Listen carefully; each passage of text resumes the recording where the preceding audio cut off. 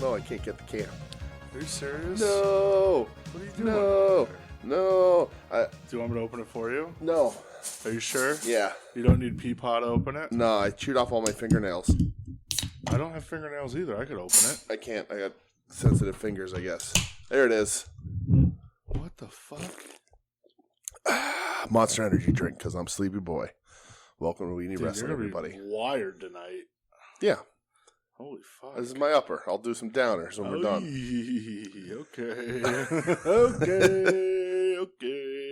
Okay. Hey, We Need Wrestling. I'm Brett. That's DJ. Hi. We got a lot of fucking shit to talk about. A ton. A metric shit ton. I watched a lot of wrestling this week. I watched more wrestling than I wanted to this week, but... That's no fun. You're not supposed to say it like that. No, I'm not saying I didn't enjoy it.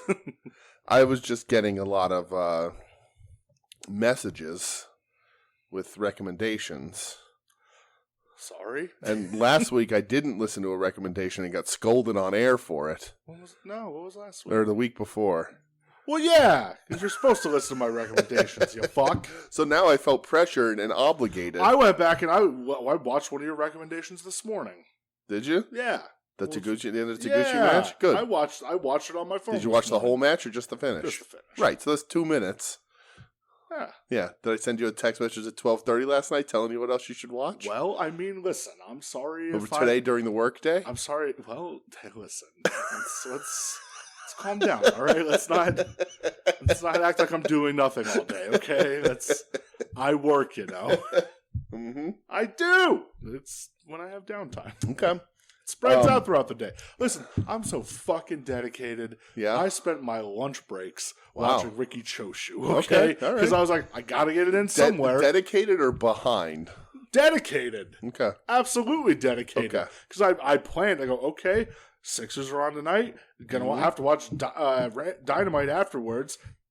That's going to be a while. Even during the Sixers game commercials, I'm switching over to Dynamite. Mm-hmm. Halftime, switching over to Dynamite. Watching behind on my DVR. You got a plan. You got to have a fucking plan. Okay. That's why I knew, okay, during my break and my lunch, I look, oh, this match is this length. Oh, my break's 15 minutes. I'll watch it on my break while I'm pooping. Okay. All right. Dedication. Man. All right. Hey. Be a planner. Good. All right. Like Brett said, we have a ton of wrestling to talk about. This is a big wrestling week. I have a plan. A big international wrestling week. Lots of stuff hipping and hopping and bipping and bopping out there in the world of professional wrestling. Casey Kasem. I'm sure we missed a bunch. I think Noah had a bunch of shows like today and yesterday too, right? If they did, I was already like, I'm good. Noah for me, Noah, and we'll talk about this later, but like they're English commentary only, I think at this point, unless somebody shows me a really great match or says to watch something really spectacular. But I think it's just easier. Too much wrestling to watch when we want to spread it out like we do. Yeah. So, the big Noah shows. Oh, yeah, Noah had a show today called Dream On. There you go. Which I did not watch. Hosted by Steven Tyler. You should have done the impression, man. You have a Steven Tyler? No. Me neither. I'll blow out my voice. Yeah, no, I definitely don't. We don't want that. No. I could start doing heroin for way too long. Wow. But I can tie bandanas to everything. Yeah, but then I would just think you're in the Rock and Roll Express. Well, that's true. So I'd say myself, just everything, just chairs, these microphones, your refrigerator, any sort of pole, anything that looks even remotely like a mic stand. All right, it's a big week, so let's just get right to it. Let's get to some news.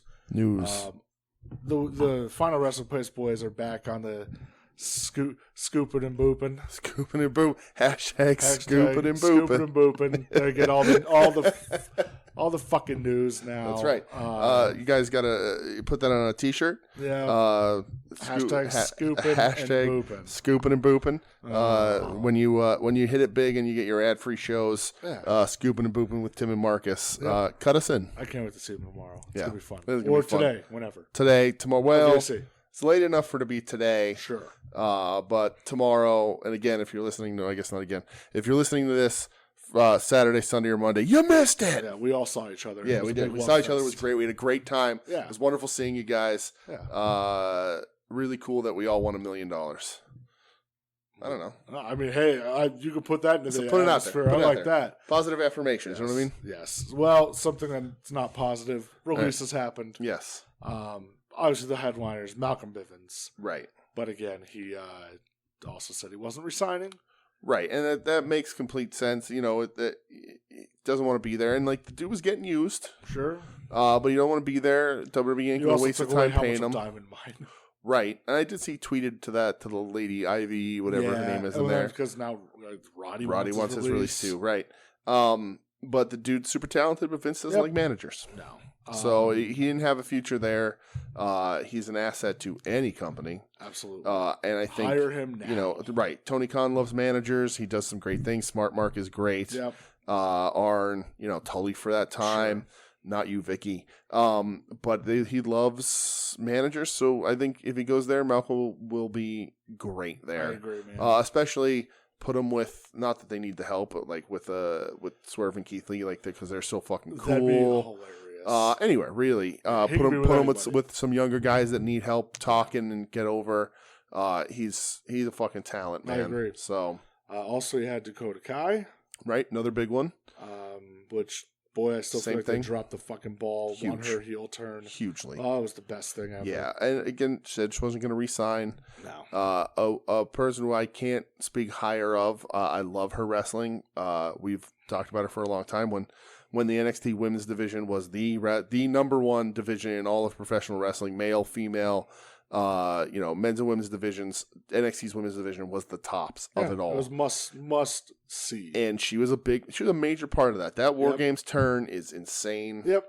It's just, I still pop for it every time I see it. I love it so much. And I have a hard time thinking back on it if it was expected or not. I don't think it was, right? There was like some weird stuff where like she kept getting overlooked for the team. Yeah. And then she got subbed in last second. Right. And then she just became a menace. But she just they tried some dark matches with her. It's not Vince's type. No. Not doesn't have giant fake boobs and a big old butt and won't wear booty shorts and all that shit that Athena talked about. Who's another one? Mm-hmm. She was a while ago, but I think an instant asset to any company that wants to boost their women's division. I think with all that Becky Lynch talk that AEW can certainly use her. I think she's great. I love watching her. I think she's a great wrestler. But again, no intentions of her going to the main roster. She ain't Vince's type. She ain't Brucey's type. Yeah. There's no long-term plans. They don't use the women that they have that they should be doing more. Yeah. They don't have Shotzi ain't doing shit. No, she's pretty but I love her too, but like Natty Neidhart's still all over that show, but she ain't contributing anything new. So, but like Raquel's up there, but Raquel's got the size. Sure. But who knows how long that's going to happen. Maybe they just couldn't figure out a new name for Dakota. Oh, God. Just put a South in front of her. She'll be fun. But yeah, that's it. Whatever. It's what it is. But she's she's an asset to a company. Big part of that division that doesn't exist anymore. Yeah. Also that Parker dude. Harland. Right? Parker Bordeaux. Sure. Yes. Whatever. The second coming of Brock Lesnar, who apparently never got it together in the ring. Yeah. I guess. Also, Persia Parada. So, is Joe Gacy still on TV though? Right? I guess because he was like supposed to be like his evil bald heater. Yep. Okay. Sure. Why not? Whatever. Persia Parada. Yes, her name with was. Indy. Poor Indy's got nobody left. But because Dexter Lumis too. Yeah, which is crazy. I did see today too that Persia put out a question if she should start an OnlyFans. So interesting. I'll have to check that timeline. Why not? All right, make that money. Make money, baby. Make money. Listen, I what the hell is bad behavior? What? Bad behavior? Do you mean bad baby? No, bad behavior. There's an H in there. Well, then you'd be saying bahad behavior. Oh, is there an H in the bad? Okay, yeah. Bahad baby. Oh my God. She made like $52 million on OnlyFans. Say that quick. Bahad baby. Sound weird. She made like $52 million on OnlyFans. Yeah, because a bunch of scumbags were like, the second she turned 18, she right. They're like, oh God. Absolutely. Remember there used to be that fucking countdown on the internet of the Olsen twins turning 18? Fucking creeps. I don't remember. No, there was. There used to be a website that was just a countdown clock to the Olsen twins' birthday. That's creepy. Disgusting. But let's get out the Persia Parada. Get out there, make your cut of that $52 million. Get that money. Go for it, baby girl. But yeah, Loomis as well. Yep. And he's all alone. Unreal. Yeah, and Loomis is a dude too, man. Probably an Impact guy, but like a good hand, good look. I like that character in NXT. I don't that to me would translate pretty well to the main roster. You would think, right? But like creepy guy, right? They would just make it like the second coming of Heidenreich. So, wow, not Heidenreich. Oh, dude, I laughed so hard when you sent me that this week. Good old Heidenreich. The Ultima Wagon. Mm-hmm. So then, what else we got? Dark Side of the Ring. Is it canceled? Is it not canceled? Who knows? According to some people, it is. According to the network they're on, Vice, it's not. It's not, right. And then apparently a lot of people don't want to work with it, though. Shivani said he won't work with those types of people. Yeah, JR's done because my words got skewed. I didn't say those things. Sassafras. So yeah, I a lot of people did say like has the show run its course? Well, what else is there really left? This last season was when you do Johnny Canine, you're stretching. See, though, I like those episodes because Yeah, I don't fucking know that much about it, right. so I like that. Yeah, there was an episode or two that was like didn't really put out any new information though. I don't remember what it was. But the Ultimate Warrior one, I don't know. Maybe. But like they you hit the plane right from hell and what that did. But yeah. But also Flair's just back having podcasts and shit wherever. So because it's Flair, right? And, But yeah, I mean I'll welcome another season. Let's do it. Sure. Wrestling's full of shitty stories. Well, you ain't wrong. Yeah. What else I got?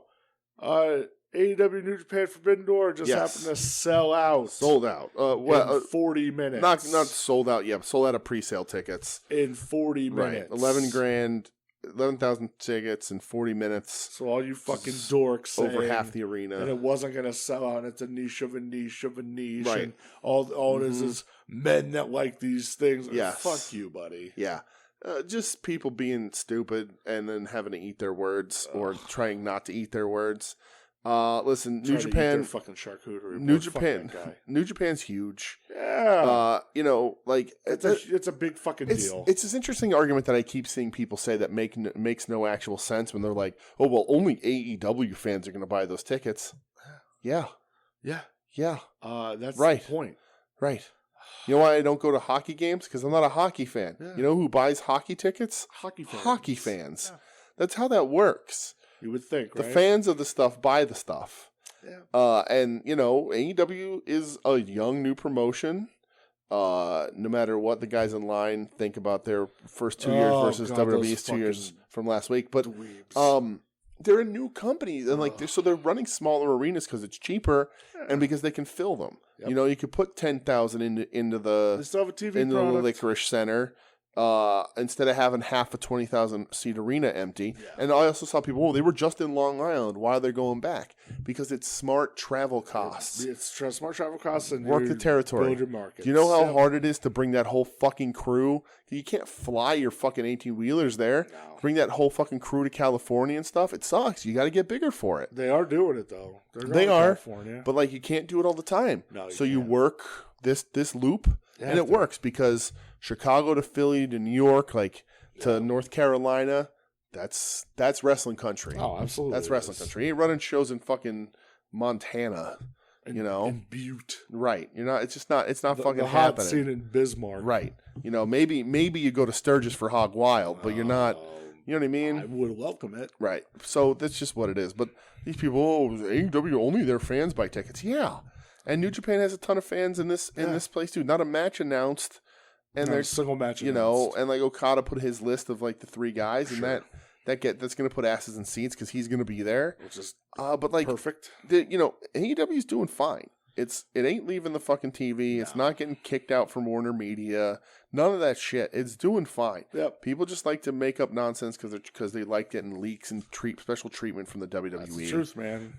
It's just what it is, man. Yeah. They're doing fine. That show's gonna be cool as shit. I can't wait. I'm so excited for it. If I was a younger man, I probably would have made that trip. Because that sounds like a cool fucking show. I like to hear that. But I'm an old man. You're an old man. And we're doing DC. Yeah, we are. That's 4 hours. That's furthest you go. Right. All right, so I guess we'll get into shit we watched, right? That's it for news. Anybody else? A bunch of other people from WWE released. We'll talk about we'll talk about the AEW stuff later. Sure. A little bit. So let's talk about, I guess, what we watched. Yeah. You watch Young Rock this week? You sent me a text message very late at night. It wasn't very It was very late. Hold on. Define very late. Very late. Okay, I will give you specific. Okay. Very late. You sent it to me at 11:11 Magic Hour. That's not that late. That's pretty late for a 20-minute episode of television. That's nothing. All right, so I watched it. Right, it's nothing like the 12:16 recommendation to watch Defy. Well, that you sent me sometimes after. you're awake. But most of the time I'm awake. But yes, I did watch Young Rock. Let's talk about. I don't watch it regularly, this show, but it was nobody should. You know, it was his debut in '96 in Corpus Christi, his first ever dark match. And a lot of clips going around of all the other wrestlers that were going to be on this show. Yeah, they showed like the Ringmaster, Triple H, Mankind, Undertaker. Right. Just like his exchange with Taker. Taker's like, go out there and do proud. Why did Undertaker just walk into the locker room and say like motherfucker or whatever he said? Yeah, I don't think that actually happened. Right. But who knows? You never know. So I watched like the first 2 Young Rock episodes when they happened, and I thought it was cute. It's you a see cute the show. brother or his uncles and Sheiky Baby, and I know like Andre plays a big role in his younger life stuff there, and the Rocky Maivia, the Rocky Johnson stuff. Sure. But, like, this show is cheesy as shit, and I understand it's supposed to be. I think the production quality is real low. And, like, an episode like this is, like, so... This is a niche of a niche of a niche. Yes. This is, like, wrestling fans only. It's not like, you know, you're not going to... And maybe that's what they're for. There should be enough of them, and WWE has that deal with NBC. But, like, the story is there, but, like, it's also just every 30 seconds somebody turns to the camera to introduce themselves and gets their stats on screen. And like for me, it was fun. I like seeing these people on screen. Cabana as the brawler, right? Cabana's Brooklyn Brawler. But like the thing opens up one of my funniest moments, and I think the Rocky Johnson on the show is probably the best cast. Yeah, for sure. It looks like him. Yep. Like he's not big enough, obviously. No, but he plays a great Rocky Johnson. But like Rock needs tights for his first match, and his dad gives him his long red ones. Yeah. And he's like, I'm not wearing long tights, like, you know, whatever. And he was like, come on, son, you know, at the end of my career, I stopped working out my legs, which I thought was funny. Yeah. But yeah, we get a lot of, like, wrestling people you sort of recognize, you recognize. But, Bruce Pritchard. A lot of them didn't look like them. Yep. Yeah, Brucey. Patterson. Patterson. And Patterson, the guy wasn't doing a good enough Patterson voice. Yeah. The Vince is terrible. Yeah, Michael P.S. Hayes was good. Michael P.S. Hayes was good. Sure, we but we get a sanitized NBC Haku Nosebite at the beginning of this because he talked about his Uncle Tonga. So like in '96, so he's in WCW. Yeah. Right? Him and Barb are running that over there. Yeah, they're Faces of Fear. In WCW, so that's funny. Colt, I think Cabana probably stands out the most. Yeah. I would assume that it'll be a reoccurring role for Colt, maybe not. I mean, Brawler's all over that era of professional wrestling. But his impression is great. We get Hayes. You get Ringmaster. Yeah. I don't think Steve ever had that much hair. No, never. But the impression's really good. But like the little things that bother me on the show, like the fact that Austin gets all of his later catchphrases in. Come on. What and hell yeah, and these gimmicks they call bills. Setting the table, brother. Setting the table. You get Mantar, which was funny. Hilarious. You also get what I think is a public burial of Triple H. Yeah, still that was a shoot. That was a shot. They're making fun of Triple H there, and The Rock like winks and nods and calls him one of his best friends. Did you see too? Since Cody Rhodes, we're going to talk about this. Now I'm going to watch it. He's going to be on Broken Skull. They did like the word association thing, and Stone Cold says Triple H, and Cody says I'm going to get in a lot of trouble for this, but GOAT, he's the GOAT. Oh God, come on. Get the fuck out of here. Yeah, there's a guy called Sting. Right. There's a man called Sting. Well, that's all right. I stand corrected. But everything just looks like cheap and cheesy. A lot of the dialogue is forced. But it wasn't not fun. It was, whatever. It's a fun 22 minutes to watch, I hate this, like, the bookends of The Rock running for president. Yeah, no, I'm not a fan. And, like, in this episode, he's only, like, 3 days away from the election or something. And so, he like, comes out with food poisoning? Yeah. What about the guy there was, like, kissing him on the forehead? Randall Park is funny. Yeah, it was funny. I was like, I didn't just kiss you. And then he backs out of the room. Yeah. But, yeah, the Vince is terrible. The Undertaker was weird. The Mankind was cool. It looked like him. Wasn't like good. Beefy enough, but whatever. But yeah, it's just like, remember this is gonna pop you. This is gonna pop you. This is gonna pop you. This was an episode strictly for wrestling fans, right? And I don't watch enough of the show to know this, but chronologically, because the end of the episode is he has the meeting with Vince, and Vince says, "You're not ready for this, but we're gonna send you to Memphis." Yeah. If chronologically the next episode he goes to Memphis, I'll probably tune in. Yeah, I'll watch. I want to see the burial job of shitty Jerry Lawler. I want to see the Flex Cabana. Yeah. I bet you. Will they talk? They probably will, right? They'll have to talk about it. Let's make it happen. Yeah, because they didn't like rewrite it where he's Rocky Maivia when he comes here. He's Dwayne Johnson during his dark match. Yeah. So let's make it Flex Cabana. Yeah. Let's do it. But the dude that plays Rock of this era is also very really good. Really good. He's very good. I agree. Yeah, but I don't watch the show enough. But no, this isn't something I watch weekly. It's like second season, right? Yeah. So this was a special episode, so I figured I'd watch it. Yeah, people must like it. Yeah. So also what we watched. Yes.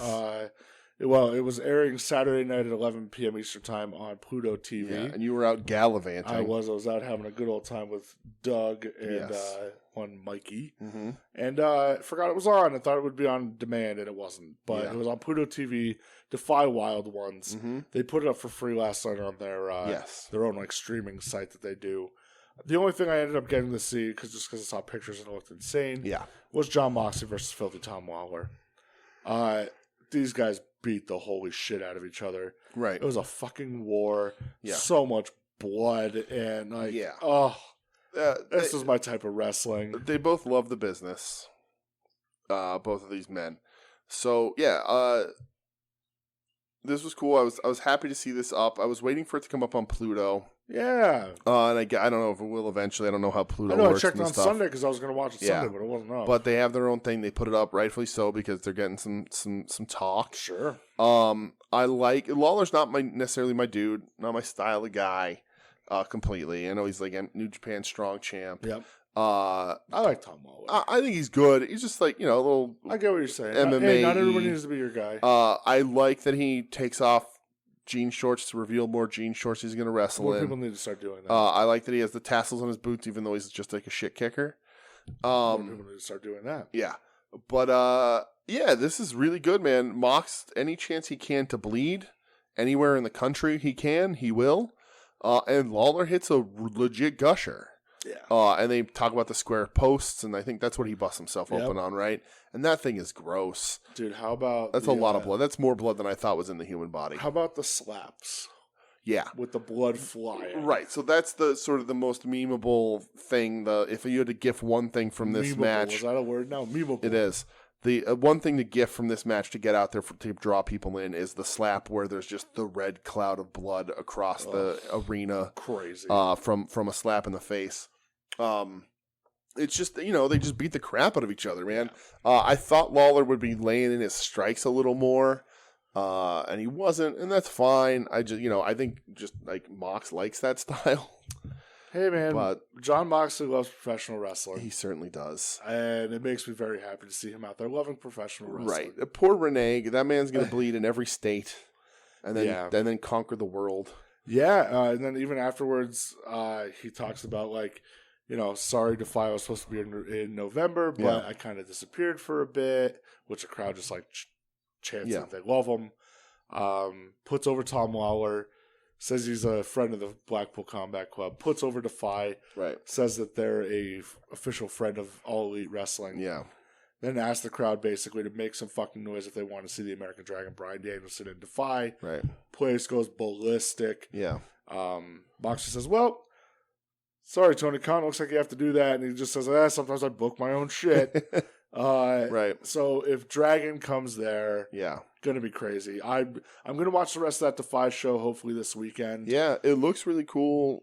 Shot gorgeously with the cameras. Right. Setup is nice. Looks like a cool little arena. Yeah. They seem to have a lot of people that like going there with Swerve and whoever else, all these Pacific. Yeah, I know our friend Jenna, they've been saying, hey, you should check this out. Right. Because they've been to a few of their shows. Yeah. And I will definitely be checking them out from now on. I don't know if they've done any work with IWTV and Jerry's Internet Wrestling Emporium. I'm not sure. But Pluto TV's super cool. So if it's up and we're available, I'm gonna watch, man. Absolutely, man. There's some cool stuff. Wrestling is a hot part right now Indie wrestling's huge, and there's people outside IWTV working, putting up good stuff. Enjoy puts up their own stuff. Defy seems to be putting up their own stuff. And, getting eyes on stuff at some point is more important than making money. You can go and watch whatever wrestling you want. Right. And you find what you like. Right. And whatever style you like, there is regular shows for you to go ahead and watch. Is. There is a wealth of deathmatch wrestling. Sure. There is a wealth of, just technical indie styles. There's shows that are combos. Yeah. There's violent stuff. There's stuff like this Lawler Mox that doesn't cross over in a deathmatch, but is real bloody. Again, Lawler in that Bulldog choke with just blood squirting out of his head. Beautiful. Beautiful. It's art. But it's all over. So, there's wrestling out there and you can certainly find it. There sure is. Defy is a cool thing. We're definitely going to be checking the rest of it out. Stacked week, so we couldn't see much more of that. Yeah. If it wasn't released like late last night, I would have watched the whole thing. But we're definitely going to check them out. So so that was cool. And listen, you put on main events like that and we'll be talking 100%. About it. So so then I guess let's jump to what we saw in person. Yeah, last week. We got a lot to talk about, but let's do AEW. We'll run through AEW, and then we'll hit up the swath of Japanese wrestling into Choshu, and hopefully end this thing under 3 hours. Wow, look at you! All right, so AEW Rampage, right? The third thing we saw live, in Philly last week. So it was announced chronologically the second thing that aired. Yes, it was announced during Dynamite that it was going to be Swerve Strickland versus Darby Allin in an Owen Hart Cup qualifier, which we freaked out for. Was so fucking pumped when this got announced. Right, and that's the we were like, are we not going to see Sting? We're not going to Swerve. I was apprehensive about like what we were getting and what we weren't getting, hoping they were gonna really kill it with Philly, and we got Darby versus Swerve. Man, we sure did. There were 3 things in this match that left my jaw absolutely dropped. So the first one was when Swerve hit Darby with that flying knee when Darby was trying to do the suicide dive. Left me fucking speechless. The one was when Swerve did that like swerve kick or whatever in his goddamn face. Yeah. And of course the third one is when Swerve hit the vertical suplex off the apron to the outside floor. I hate that bump. I love it. I hate that bump. Come on. Like, I hate that bump. It's fine. It's insane. They're wrestlers. They're professionals. I will never play safety police. At least I'll try not to play safety police. But, like, there's no way for both men to take that bump safely to me. Like, it's just like, you're both hurting because of that bump. Yeah, you're both bouncing off the floor. Right. And it just makes me cringe. And I've seen, I was live when Samoa Joe fucking Dragon Suplex fucking neck row, and I was like, that's fine, whatever. Because Joe didn't have to take that bump. But man, the simple suplex off the apron of the floor, it just gives me the heebie-jeebies. I can't do it. But it's awesome. It was crazy. Like, oh boy. Yeah. Seeing that in person blew my fucking mind. As the whole crowd. Right. Or even the guys in front of us like looked behind and just looked at us and going, what the fuck? Right. Yeah. Well, and at the show too, like Tony Khan came out like in a commercial break or whatever and said like, I have a stacked Rampage for you. Because like we were like, well, what's it going to be? I hope it's real good. We don't know. Yeah. And like it was, and he started announcing the matches, and just one after the other, we're like, holy shit, this might be like the best Rampage they've ever done. Yeah. So yeah. They recapped Eddie getting hit with a fireball. Yes. To which Jericho commentary said, Excalibur, do you want a fireball? I'm a wizard. Yes. We didn't hear that live, but we did see Santana come out and absolutely bitch smack Jericho. Yeah. Other than the Eddie promo from Dynamite, this was my favorite part of our whole day there because like they edit it nicely and like you can hear Jericho in commentary and they show the recap and they edit everything nicely together. Live, Jericho just gets beat up by 2 dudes. Yeah. And it took a minute to be like, wait, what's happening? And then you realize that it's Santana and Ortiz.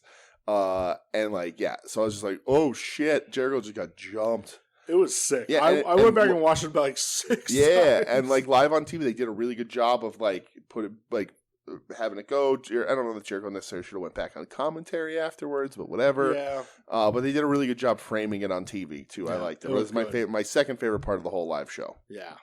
Next was Jade's Baddies. Mm-hmm. Uh-huh. Yep. Jade's Baddies. Uh-huh. They're baddies. They're baddies. Yeah. Baddies. It's like the debut match, the official naming. All Jade did was hit a pump kick and her finisher, which I can't remember the name of right now. The Jadalizer? I don't know. Jadalizer. Jadalizer, yes. Yeah. And good stable. Listen, I'm a Kara Hogan fan. I'm just gonna put that out there. Big. You have been big Kara Hogan fan. You've been. Yep. Listen, it's just Hogan knows best, and that's just what it happens to be. This man. No, I'm passing the Hogan mantle on her. I think she deserves it more. I'm just gonna stop. All right, so but they wrestled Willow, Trish Adora, and Sky Blue. So we got our second Willow. We did of the week of the day, which was awesome. Which I'll talk about more on Dark Elevation. And I love Trish Adora. I think Trish had a bunch of good press going in the beginning of the year, into last year, going into this year, and she's still out there. And I'm gonna say I haven't heard much about her, but that's just because I'm away from the pulse. But I think she'd be a good signing for any company. She's super talented, man. I agree. She takes pretty much all the heat in this one. Takes the loss, but like on TV, watching her sell for Jade made Jade look better. So I think that's a good spot for her there. Mm-hmm. Like that's why they had her do all that stuff. I think she's a pretty close to a complete wrestler who would be a pretty good signee to be developed further. I'm a big Trish Adora fan. I'm with you. Next we had Keith Lee versus Colton Gunn. Yeah. Now, I'll tell you what, live, Austin Gunn was pretty good. Yeah. He was pretty funny. Just running around the ring talking shit to people. Right. He was pretty funny. And there's more to talk about from Dynamite this week, but letting the ass boys sort of figure it out is I think it's doing pretty good for them. I agree. So, but I'm glad that TV, they didn't quiet the ass boys chants. No, they didn't. Which is nice. I think they need to change that name. I think they just need to be the ass boys. That's just what it is. Yeah. Billy Ass and the Ass Boys. But and again, and we knew what this was going to be. I think maybe they gave Colton a little bit too much against Keith Lee. This instance, I agree. But Lee still looked good. There's no question he was going to lose. But like, it not only is it a guy who doesn't have a ton of experience or isn't a real threat. It's also a tag wrestler, and like guys who are typically tag wrestlers when they enter a singles match, especially against somebody who's in the middle of a push, I'm always like, they should just get smoked because singles wrestling isn't their thing. Sure. But they don't tend to do that here, but it was fine. Keith Lee wins. Yeah. But yeah, the Ass Boys Gun Club. I was see where you're going. See where they're going. I agree. Yeah. Then we had Hook and Danhausen face to face. Right. This arena was going fucking nuts. Yes, live. The world went nuts for this. It did. And I tweeted this out, but I want to say it here. 2 weeks ago, we titled an episode Hookhausen because we saw what was happening, where this was going. You thought Hook and Danhausen were going to fight each other? No, they're the new mega powers. Absolutely, they are. So when they finally shake hands, oh my god, they got it. The world's going to explode. Hook hole in his wrist, the hands shaking. Yeah. It's going to be fucking Danhausen coming from the top, wiggling the fingers. It'll be perfect. It will be. Yeah. When we saw this live, the place went crazy for this. Yes. Didn't want them to fight. No. Wanted them to just be the best of friends in the world. And it's going to happen. And god damn it. Like, how? How? And I love it. Right. But how? And I love it. This is an interesting segment because we'll tell you, and we're in us watching it live order. This is the third thing we watched, but this is our second shot with Tony Nese this day. Also getting just completely overshadowed. Right. Tony Nese had a raw deal in Philadelphia. He did, man. Right? Yeah. He got a raw deal in Philadelphia. They did him no favors. They set Tony Nese up to just be a patsy at this fucking show. Funniest thing is if you go back and watch Rampage, when Hook hits the Hookplex in the ring, you can see me dancing. Really? Oh, that's great. I'm so excited. I do like a little, I'm so happy that I got to see a Hookplex live. I didn't know that. That's good. That's so cool. But like they don't like zoom in on me. I'm just in the, like you can see far in the background, but I'm just doing a little happy dance. You got to see a Hookplex. Hookplex. And listen. Hook knows what he's doing. Coming out with no shirt, right? Gray sweatpants, right? Hook knows. Hook knows. Listen, Hook's a thirst trap, okay? Right? I mean, wasn't Faye Jackson backstage? He knows what's going on. Like Faye Jackson took that picture of Powerhouse Hobbs and said, "Let the rumors start." But yeah, great segment. Tony Nese, raw deal in Philadelphia. I would request to not be booked in Philadelphia for a little while. The next thing, we didn't get this during the show, but they showed the Acclaimed coming up backstage with the Ass Boys. And I just have written down here, Acclaimed Scissor Daddy. Yeah. Because they wanted them to scissor with them. Right, want to scissor with the Acclaimed. We need to go ask our daddy first. Yeah. And I think it was Bones who said, "He just say daddy?" Yeah. This was the start of something that was even better when we get back around to it to Dynamite. But yeah, this was, you want to scissor with the Acclaimed. Yes. And then, main event, Samoa Joe defending the ROH TV title against Trent Beretta. Ian Riccaboni on commentary. Yeah, I forgot, because I took a picture of Ian on commentary to send to Sposto, and he tweeted out this week, he's like, "Oh, is that the rumor?" And I sent it to him. I'm like, "Hey, man, totally forgot about this." But good for Ian. He fit right the fuck in. He sounded great on TV. He sounded awesome. Him and Jericho were good together. I really, really hope that he gets a spot. I don't see why you don't. Wait, hold on. I don't want to double negative this. I don't see why you don't keep him at Ring of Honor. Yeah. He's the voice. He's the anchor of it. Who's out there that's not currently working? Who's better on commentary? It's like one dude who may have called things with Riccaboni in the past at the small show, in a Legion Hall. But yeah, I mean, there's just also Ian Riccaboni and one other guy I know. I'll leave that up to your imagination. That also may know more about Ring of Honor than Riccaboni does. That's true. But those would be the two guys best suited. There's nobody better than Riccaboni for that spot. I agree. I don't see any reason to get rid of him. I think that makes sense. Yeah, plus, he works for New Japan. He got that New Japan deal, so that keeps that going. Yep. So he's very good at his job. Yes, he's awesome. Yeah. The match itself, dude, Joe looks like a killer again. Yeah, of course he does. And it makes me so happy. Yeah. Trent looked great. Trent's a super talented dude. Tony Khan he loves Trent. Said like he's one of my favorite wrestlers for real. Trent's a super talented dude. Maybe a little personality-less, like not enough. I love Trent. I love Trent, but like I don't see him having the personality to elevate beyond like the role he's in. Okay. Sadly, I love him, but like but yeah, he's a talented wrestler, could work with anybody. A member of Chaos. Damn right he is. I love Roppongi Vice. So we'll see. We're gonna see him in a week and a half or so. So oh shit, yeah, teaming with Okada. Fuck, that's gonna be insane. Yeah. Joe's awesome. Great stuff. Yeah, he's the man. I like that they did show on TV. Orange Cassidy was squaring off with Satnam Singh. Yeah, that was cool. Yeah. And then afterwards, what everybody didn't see, Joe and OC share a little moment, like a little fist bump, thank you moment. Yep. And then we got a little after the show thing. Best friends are in the ring. Shivani's trying to interview Joe. Right. Well, that was when. Oh yeah, that's when they come out. Yeah. And then Shivani's still in the ring. Best friends are there. Yeah. Best friends. OC gets on the mic, says they want to do the best friends hug with Shivani.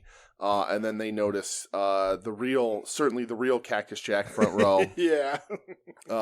A very small little girl there with her parents or dad at least, who dressed like Cactus Jack. And OC says, "Cactus Jack, you want to come in here?" And she gets sort of lifted over the barrier into the ring, stands next to Shivani, and they explain the gimmick to her. They do the four corners hug. With Shivani and her, and then she gets the fuck out. And then she leaves because it's a big stage. It's uncomfortable, nerves, but Shivani's having a blast, and the best friends are cool, and that was it was cool. Get sent home. It was a good fucking time. It was a really good time. That whole night, and we'll talk about Elevation next. But we said it last week. It was a really great thing. And any sort of reservations I had about going to that show, about who I would see and who I wouldn't see, I got to see everybody pretty much. We got Stinger. We didn't talk about Stinger in the Derby match. Oh yeah, people we chanting Stinger. Yeah, People he's playing to the crowd a little Sting's bit. house. Whose house? Yep. Sting's house in Philly. Yeah. Stinger there. Arn. We got to see. Arn. We Yep, got to be close to Arn, and I guess that's the Dark Elevation, right? No, that was on Dynamite. Was that Dynamite? That was a 10-man tag. Oh, okay. So but Elevation next. Yeah, Dark Elevation. All right. So I did not go back and watch this whole thing on TV. I did. It was only like 40 minutes. Yeah. So I figured, there was one thing I wanted to check up on. That was it. So the opener was Julia Hart against Abby Jane. Yes. Who you can see tomorrow night. Yes. At the Weyerbacher Brewery. Probably today night if you're listening to this on Friday. Today night. If you're listening to it Saturday, Sunday, Monday, you missed it. You already missed it. You should Way go back to go. and watch it on IWTV. We're not mad. We're just disappointed. Yeah, so Julia Hart, Abby Jane, it was what it was. These are just a ton of squash matches. Right. They showed them in a different order than they were recorded, though. Did they? Yes. Oh, interesting. Because next they had Konosuke Takeshita from DDT against Rhett Titus. Which was the fourth match we watched that night. Tell you what, no more BS Paul White and Mark Henry put Takeshita over on commentary. Huge. He's doing a lot of indie dates now too while he's out here. Yeah, well, he just worked PWG. Yeah. And he challenged Garcia for the title already. Yeah, right. And he was working some show in Jersey too. Okay. Which part of me wants to be, Yeah. Because that guy's fucking good and he's he was the DDT champ for a while. Yeah. But yeah, he beat Rhett Titus. Yeah. Then Rhett Titus not getting a warm reception in Philadelphia. No, he certainly didn't. Yeah. Then next you had Tony Nese versus Cheeseburger. Okay, this was the fifth match. This was the thing that I watched on TV because I had to check and make sure that they did not try and dampen or mute the Cheeseburger pop. Guess what? They did. No, they did not. Crazy.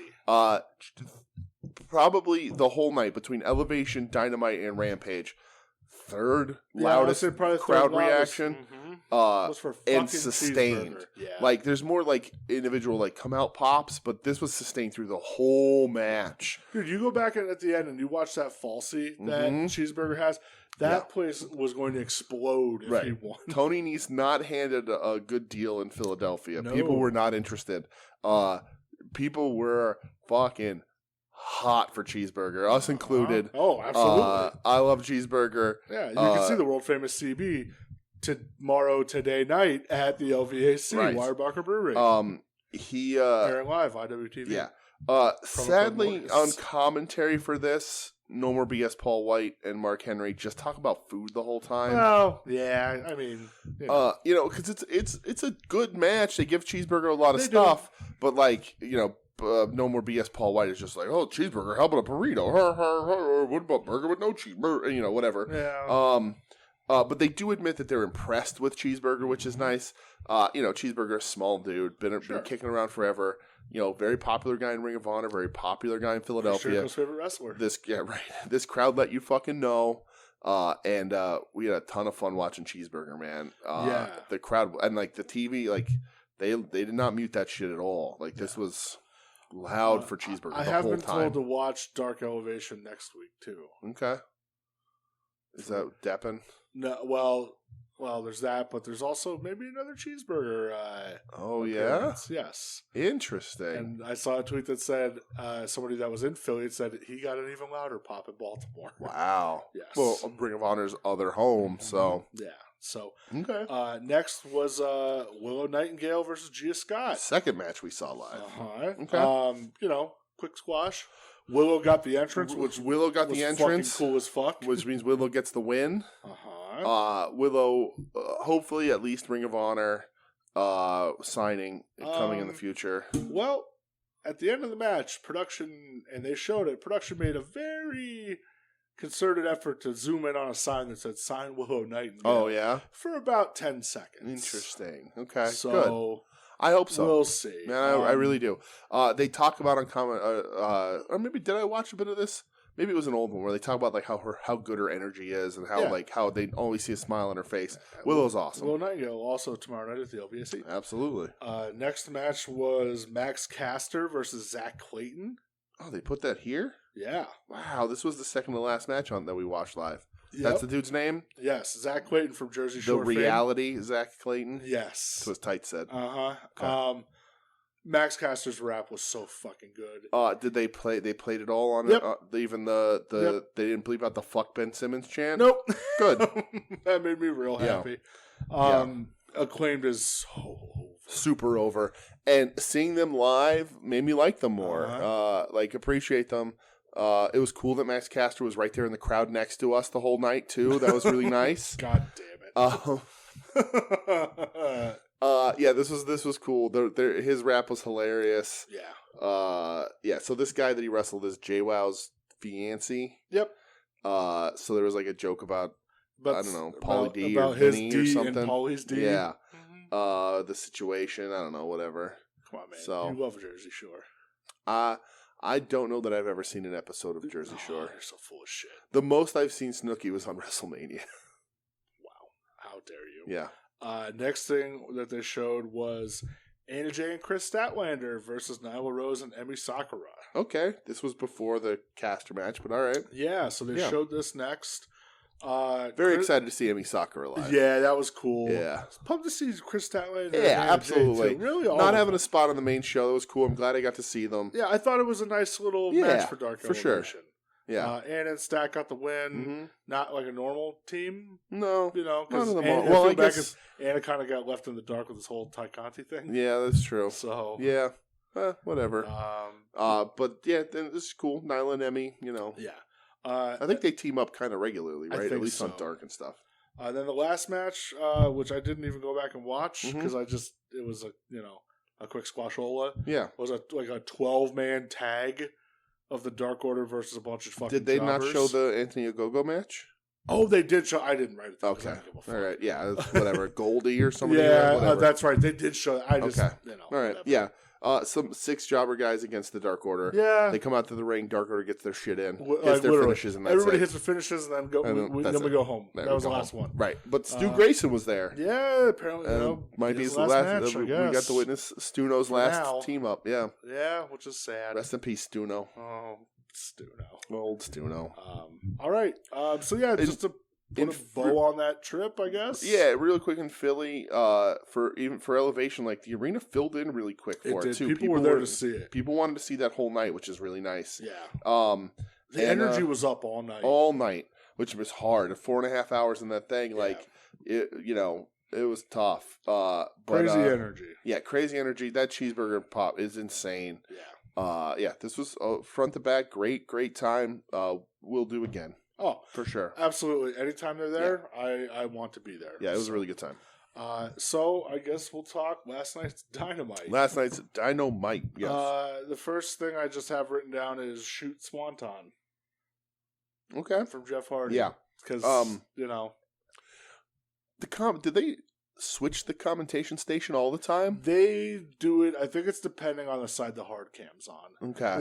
Or whatever side they have room set up more. Yeah, because it was on the opposite side. Yeah, they've done that before. Okay. Adam Cole commentary. Opening match, Fish, Jeff Hardy. Okay. Mm-hmm. Jeff Hardy won. Right, of course he did. I wish that they would have mentioned that, Jeff Hardy wrestled Owen Hart. Right. That would have been a nice little touch to just say that. Right. That's all. Yeah.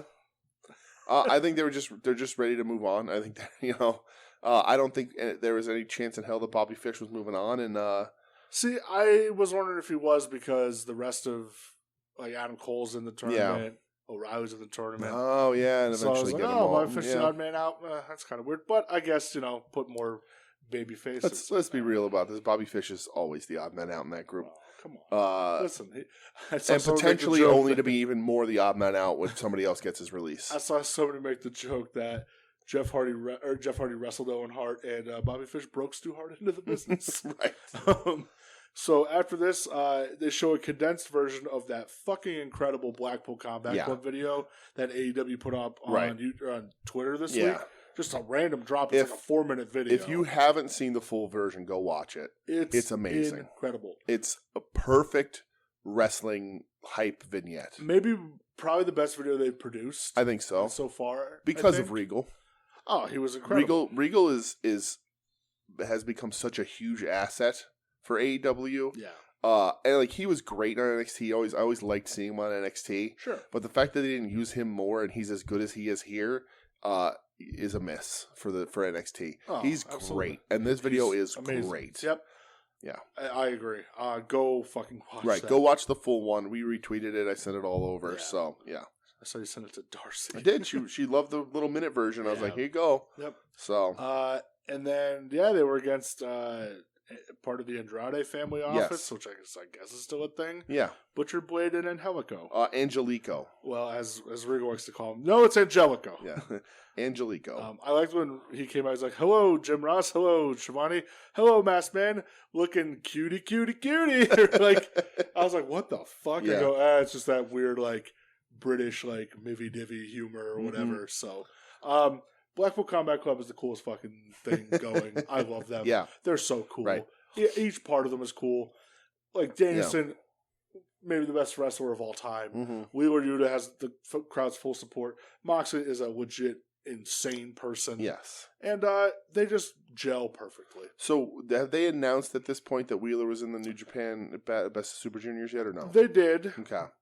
I was going to save the lineup for later. Oh, okay. But that's okay. No, we'll talk about it later. That's fine. It's fine. But yeah, the match itself, though, hey, Butch gets some shit in. Right, they made sure Blade gets cut open a bit, and Regal's like, I love that. Right, they made sure to make Butch not look weak. Yeah. But again, the BCC's cutting through people here. I love it. Yeah. For so sure. Next thing I have is Wardlow versus W. Morrissey. Yes. W. Morrissey looking like $1 million. Not gonna lie. Great, man. Cass. I'm always going to call him Cass. Sure. But Cass has an interesting thing. So he's made it very clear, even though he's in TNA, that his position is he wants to get back to the E. Yep. He's, not to steal a turn of phrase, but he's a legit 7-footer. Mm-hmm.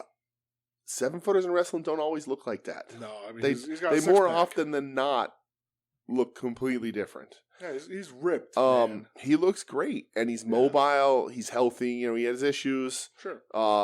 He's taking care of those, and trying to get back out there. I don't know if he even tries to associate himself with Enzo anymore. No, and I think that's what he gets a bad rap. Because even like last night, the crowd chanting, "We want Enzo," and the other half loudly chanting, "No, we don't." No, we don't. Right. And like he did the little like Enzo dance and said, "Get the fuck out of here." Right. I think maybe they teamed a time or two on the indies, and they'll always be linked. They'll always be linked, but get away from that. Like old HH said when he first came in, he was like, "Brother, if you were around in my day, we could have made some money."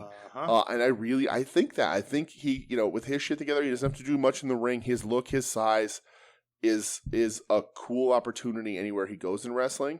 This is, obviously we know that he's not going over in this one. Dude, Wardlow is like just the biggest. I read today a little, people call it politic, and I'm not going to say that. I'm going to say that it's Impact Wrestling's absolute right to request that he doesn't get embarrassed. Sure. So that's why it's only one power bomb, which is fine. And I completely understand that. And also, these challenges are supposed to be harder as they go on. Mm-hmm. So, like you're not gonna be able to power bomb every dude 4 times. No. And people are a little politics in action. No, it's Impact saying, please don't fucking completely murder our guy, which is completely because he's got to come back to us and not be a fucking chump. Yeah. So I think that makes complete sense. How about Wardlow doing that moonsault off the top and then landing on his feet? Fucking Lucha Wardlow. It's unreal. Right. And then, I guess him and MJF contract signing next week in Long Island. Mm-hmm. We'll see how that goes. Yeah, this year's going to be something up MJF's sleeve. Course. I wouldn't be surprised if they do like the... I don't remember the last person to do it, but the one arm tied behind your back match where Wardlow you can fight me, but you can only use one arm. Yeah. Some weird gimmick like that and then, whatever. Yeah. Something where Spears can get involved, so Wardlow can overcome both of those odds and what have you. Lumberjack match full of MJF goons around the ring. Something. Yeah, lumberjacks, but you can't pick any of the lumberjacks. Right, you don't get I picked the lumberjacks. Like, there's going to be some sort of one-sided stipulation. So then Wardlow, when he wins, becomes even more babyface. Can't wait. So yeah. Then Hangman Page comes out and cuts a promo. Yeah, this is on CM Punk. This is interesting. Yeah, got like real intense with it real quick. Taking like, oh, it's not going to be a masturbatory Bret Hart match, which I feel that line kind of fell flat in front of the crowd. And listen, I'm not just saying this because I love Bret Hart. Yeah. It's just the crowd was like, okay. Somebody online said that should be a match, and it's the first person to get Bret Hart to come wins. I think that's hilarious.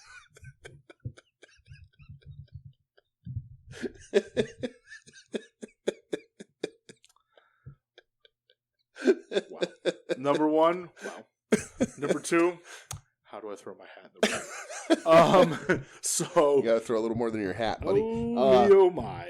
Don't talk about Dada like that. So just got like real intense with it, and it was weird. I texted you last night because I watched this late. Yeah, I was watching the Sixers implode, and just like. Some people were calling it a heel promo. Some people were saying, oh, he just got intense. Mm-hmm. But I don't feel like it was at that level to get this intense. Right. So I had tweeted it because I was watching it live. Like, I said heel-ish, heel-like. And I didn't understand why. Yeah, me neither. And I think the way you describe it's a little more accurate where, like, it got intense with, like, no real reason for it. Like, it was supposed to be a response to Punk's promo last week where he's walking and talking, and Punk's promo in Philly was like, Hangman's younger than me, whatever, but I'm going to fight till the wheels come off, like very much like I'm an old man, but I'm going to fight through it and we'll see what happens kind of thing. Yeah, and he's like, because of you guys, like the crowd and stuff. And yeah. Listen, Hangman's champ, he's babyface. That crowd isn't booing Punk. No. Punk's the bigger star. They were chanting Punk last night because of this promo, and it was weird. Right, like Punk's the bigger star, so you're put in a weird position. And I know that wrestling is different now, and that like I'm one of the only people that hangs on to a steadfast and true heel babyface thing. But like no matter what Hangman says, people are going to chant CM Punk at him for this promo, for this package. But I still feel this is a really weird way to go because Hangman's still a babyface, but this was a little bit of a heel promo. Like, you're out here doing imitation matches while I'm champ. Like, it was just a weird place. It was a weird place to live in for a promo that didn't need it, because it could easily be you're the old guard. You could go that way. You're the old guard. I respect you. You've done a ton for this business. You're someone that everyone can look up to. Whether that's true or not, but you could say that kind of stuff. And Heyman's like, but I'm young, I'm the new guy, I'm here to prove that I can be a bigger impact on the business than you are, whatever. But like, they went a little too dark and mean with it, and I don't know why. I don't know if that was the point or if Heyman got carried away. Yeah, it was just weird. Yeah, it was just a weird promo for this. And they're nebulous with that sort of stuff. The Dragon Moxley stuff was similar because Dragon was heel-ish. During the Hangman thing, remember? Right. Like, even that was out of nowhere. But it worked for him because like he's a cocky dick. Right. But then after him and the Mox thing, then they team up and now they're not, they're not heels anymore. Yeah. So like, I know they float back and forth with that kind of stuff, which works. I don't think that's the right position for Hangman. Yeah, like he could have easily just, hey, I heard what you said last week. Right. I respect what you've done. Yeah. Like, I know you said you're bringing a fight. Right. Well, guess what? I'm bringing a fight too. Right. And just even at the end, just hitting him with let's see if you can keep up, old man. Right. Or, like Punk ended his with, I'm going to fight till the wheels fall off. And Heyman going, this title's mine, and I'm going to make sure your wheels fall off. Yeah. Something like that. That's it. But anyway, just a weird, dark, overly aggressive spot for a place. And he was even like with he's not here tonight. I'm sure he's filming another TV show or something. Right. What the fuck? Who cares? I know. It's like, he is. Like, right. You shouldn't be that concerned about it as the babyface champion. It just didn't fit Hangman. Right. It doesn't fit Hangman. It's a little weird, and like it almost feels like this was meant to be the response to like a face off we didn't get when Hangman last week because he had COVID. So I don't know. It's just it's definitely a really weird. I know a lot of people tossing around. They're saying, "Oh, this is Hangman. He's going to expose Punk, and Punk's going to turn heel." Nah, but I don't see Punk turning heel before that AEW New Japan show. Nope, can't do it because he'll get cheered no matter what there. Right. So yeah, weird spot for sure. All right. So next was Jericho versus Santana. Mm-hmm. The Wizard Chris Jericho. Ugh. Yeah, going against Santana. I love Santana jump-starting it with the dive to the outside. Mm-hmm. I love Santana. I think he's such a great wrestler. Yeah. He looks great. He beefed up, and he could do everything. That like weird rolling back handspring cutter he hit was cool. Yeah. Again, numbers game get the best of Santana and Ortiz. And no Eddie because his eyeballs are burned off. So I wonder when we're going to get either Eddie back or we're going to get some backup here. Yeah. So again, got to have backup. I imagine Eddie's gone with the burns. He comes back. I would assume he comes back next week with the backup. I'm back. I'm sick of this teaming up shit. Yeah. Here's my crew. I don't know who that'll be. Yeah. But maybe it'll be Homicide. He's working Ospreay in Philly on that New Japan show. Oh, is he? Yeah, it's Ospreay versus Homicide. Nice. That's crazy. But I mean, I think this is ripe for the next Blood and Guts match. If they get two more in there. Yeah, it should be. Sort of what they want. That seems to be, Jericho likes that kind of thing. Yeah. Jericho likes to end his feuds. Do it in front of like a big crowd too. Right. Jericho likes to end his feuds with big spectacle shit like the Stadium Stampede thing or whatever the fuck it was. Him getting pushed off the top of the cage. Right.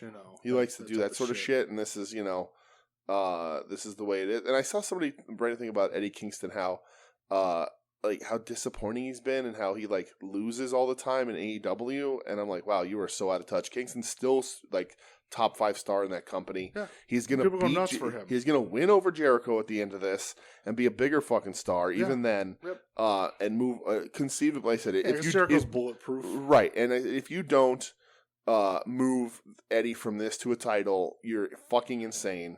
At least get him in the hunt for one. You're fucking nuts. That's how this works. Jericho is the stepping stool to the true top of this company still. Yep.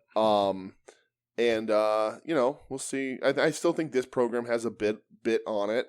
Oh yeah, for sure. But this one, I don't even know who the hell it was. But somebody's, he only loses this and that, and the fans are going to turn on him if he keeps losing. Fuck that, Eddie. Fans ain't turning on Eddie. No, they ain't turning on Eddie. No fucking way. Eddie's a goddamn superstar, man. He's a made man. So, and the more I look at it, the more I like his figure. The more pictures I see, the more I think they did a pretty good job on it. Yeah. I do wish it had more of a fade for his haircut. Yes, though. the hair's the big thing. That's my gripe. It's just I need the man with a fade. Yeah, but it's better than the Cage. It's better than the Christian in that set. Well, that's true. Yeah. Next here, the Ass Boys have talked to their daddy and they want to scissor the Acclaimed. They have the wrapping. And they wrap scissors. The one where Max tries to use the scissors to scissor their hands is insane. Yep. I thought this was a really funny bit. It is. I thought it was really funny. Billy Gunn was real excited to scissor them. Yeah. He said, put it there, boy. Yes. That's a cool team. Dude, it's a fun team up. I laughed too. So I saw somebody said, "Boy, the sexual tension is palpable between these man." Guys. I've said on the show before, I love Billy Gunn, man. Of course, Billy Gunn. He is a Hasbro. Billy Gunn is 6'8". Yeah. 300 pounds of solid muscle.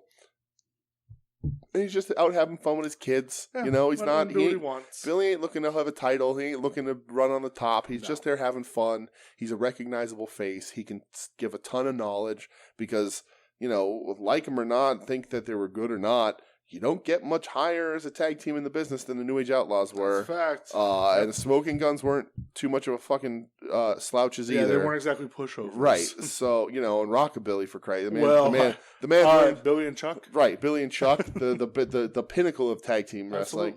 Absolutely. One day we're going to have to do Beth the Billy and Chuck watch list just so we can open the show with that theme song. Okay, so in 2 weeks. All right. But yeah, man, he just, he learned, he was under the learning tree of Honky. Billy's awesome, man. Yeah, he rules. Yeah. then was like this weird Varsity Blondes. Oh my god, dude! House of Black stuff. Like this shit sucks. I'm enthusiastic. I'm goddamn enthusiastic. Dude, fuck you. You goddamn warm-brained, smooth-brained, wet waterhead. They idiot. love fuck. wheeling him out in front of cut bad promos. Right, to cut awful promos. So my dad and John Harbaugh. Yeah, John Harbaugh coached the Ravens. Cool. We're here for wrestling. Yeah, so apparently Harbaugh and Pillman were roommates. They were, yeah. Right. Cool. Great. Awesome. In Baltimore, I don't know why they use Pillman Jr. as much as they do. He's a dude. He stinks. Yeah, he's a dude that they should they should have a big stopwatch backstage counting down the days till his contract is up. I don't know what he brings to the table. Griff Garrison's probably like, give me the fuck away from this guy. I was like, oh my god, he's so bad on the mic. This is so bad. But I'm like, but finally, House of Black's going to come out. Julia Hart's going to turn on him. But this is the longest of long-term storytelling, and they did nothing. In a way, I'm glad she didn't, because she was holding the chair facing the wrong way, and I was like, oh shit, she's going to split somebody's goddamn head open. I want danger. Right. A lot of people are like, if that was Pillman on the ground, she would have fucking nailed him. Right. Right. But here's the thing, though, too. When it finally happens, she needs to Pillmanize Pillman Jr.'s neck. Sure. That's how the turn happens. Yeah, that is done. But yeah, I don't understand the appeal of Pillman Jr. Such a weird segment. Yeah, wasn't a fan of it at all. Right. I don't know why you need to extend this further, especially because they pivot out of this to go back to Pac and Death Triangle, which is what everybody wants to see. Absolutely. So don't include Pillman Jr. with all that unless you're going to have Julia Hart turn. Especially because if she turns there, that ends the Varsity Blondes thing, gets them out of there, and then House of Black, the heels in this situation, have a fourth member to fuck with Pac and the baby faces in Death Triangle. During their matches, in the women's division, and kind of wreck some shit up, right? And then Death Triangle tries to bring a lady in, whatever. Yeah. But that would help, give a little bit of odds advantage to the heel team. It just didn't work. Weird ass segment for sure. Next thing, I'm just gonna say Hot Goldberg. Yeah. You literally said, "Hey, turn on the TV right now," and I was already on the TV. Mm-hmm. Me oh my. Yeah, So this is a backstage segment. They're keeping Jade's on every show because Jade's a goddamn star. Should be every fucking show. I misheard when they were announcing the main event for this. They said the women's the title unification, and I was talking to Michelle or something, and I stopped dead, and I was like, Thunder Rosa. I was like, oh shit, they're going to unify the belts already and put Jade over everybody. Shit, all right. This outfit shoot, I don't know how does they get past standards and practices? It did, and I was happy for it. All right. Next was Ray Phoenix versus Dante Martin in an Owen Hart Cup qualifier. Yes. Easily the best match of the night. Yeah, for sure. Bonkers. Yeah. Crazy flippy do shit. Right. Sometimes I like the flippy doos. I would say this works. Probably the best Poison Rana sell I've ever seen. Yeah. From Phoenix, from Dante Martin, giving him that. Yep. Dude, even seeing Dante Martin in person, the way he just kind of floats in the air is wild. I think you might agree with me here. But I don't want to say controversial opinion, but I think this would have been better off making Dante here, putting Dante over. I understand Phoenix is a star, and you want some of those pair ups in the tournament. If this was any other tournament, I'd agree. But with it being the Owen Hart tournament, you want the names and it's not about Dante's going to get his chances down the road for sure. But they've started and stopped with him, and partially because his brother's back out. Sadly, oh boy. But I was just at the end of this, I was this was really good. I understand why, but man, if they had put Dante over here and put him into the tournament, and here's this, we're raising this kid up again, because they sniffed that for a little bit in his singles run, and then they sort of, oh right, your brother's coming back, we're going to put you in this. Oh, your brother's out again, he's in the team with Brock Anderson. And a lot of that shit's out of his control. Right, it was completely out of his control. I get it, but I was it would have been a really cool moment if Dante pulled this one off and made it into the tournament, so you had a true underdog in there. But at the same time, it's you don't have Ray lose his first match back. Right. Ray Phoenix, I get it. Right. And hey, at the end, like, he gave Dante all the props. And Dante looks great, and he doesn't lose anything necessarily because he's still so young. But and I don't know how true it is. I saw a report, like, in the arena afterwards, Phoenix took his mask off. Oh, yeah. Put the towel over his head and gave Dante his mask. Oh, yeah. That's cool. Just to, like, to be ultimate sign of respect. Right. Really good match. Best match on the show, like you said, for sure. It was a ton of fun. Mm-hmm. Then this fucking Thunder Rosa Serena Deeb shit. This was awful. Bad. They have done Thunder Rosa no favors. Serena Deeb is not over with this crowd, at all. So it just sucked. So like it sucked. Here's the thing: Rosa's has she had a match since she won the belt? One. Nyla Rose. Right. Get Rosa in the ring. She ain't a confident talker. She tries. She rambles. I think the main event English was her second language. I think main event got less time because this went long. Probably. Rosa rambles a bit. She pauses a lot, which is fine. I get it. Yeah. But like she ain't that good on the mic. She's much better in the ring. I like Rosa as champ. Absolutely. But they're doing her dirty a bunch here. They're not playing to her strengths. No. And Deeb has almost no personality. Just zero charisma in her. So, like, I like the matchup. I like Deeb playing, like, the stoic, serious Dean Malenko heel to Rosa's, I don't know, Juventud Guerrera. What was Dean Malenko known to lack? Charisma. Personality, correct. But, yeah. Listen, and I'm a fucking Dean Malenko fan, but absolutely. The guy was not great on the mic. The most charismatic thing he ever did was take off a Synclope mask. That's a fact, yeah. But, yeah. This I watched this and I was just like, oh man, Becky Lynch was right. Like they're just they're just not a complete division yet. They have some of the pieces, but like I ain't seen Jamie Hayter wrestle in a bit. Tony Storm had like one match on regular TV. Ruby Soho's been gone forever. Even with these like backstage segments they've been doing every week. Right. You couldn't have fit one match in between like Hayter and somebody else. And they're like, oh, maybe they're saving them for the Owen tournament. But like same time, I don't know. Like have a fucking match. Right. And like that last Brit promo was fucking awful. Yeah. Like they're a bit of a rough spot. Yeah. I didn't dig this. And then the main event. Unification for the Ring of Honor women's title. Yes. So I guess this happened too because the sale officially went through. Tony Khan is officially the owner of Ring of Honor. First day as the owner. Right. Mercedes Martinez, who was the interim champ, against Deonna Purrazzo. Mm-hmm. I understand the logic putting this in this spot.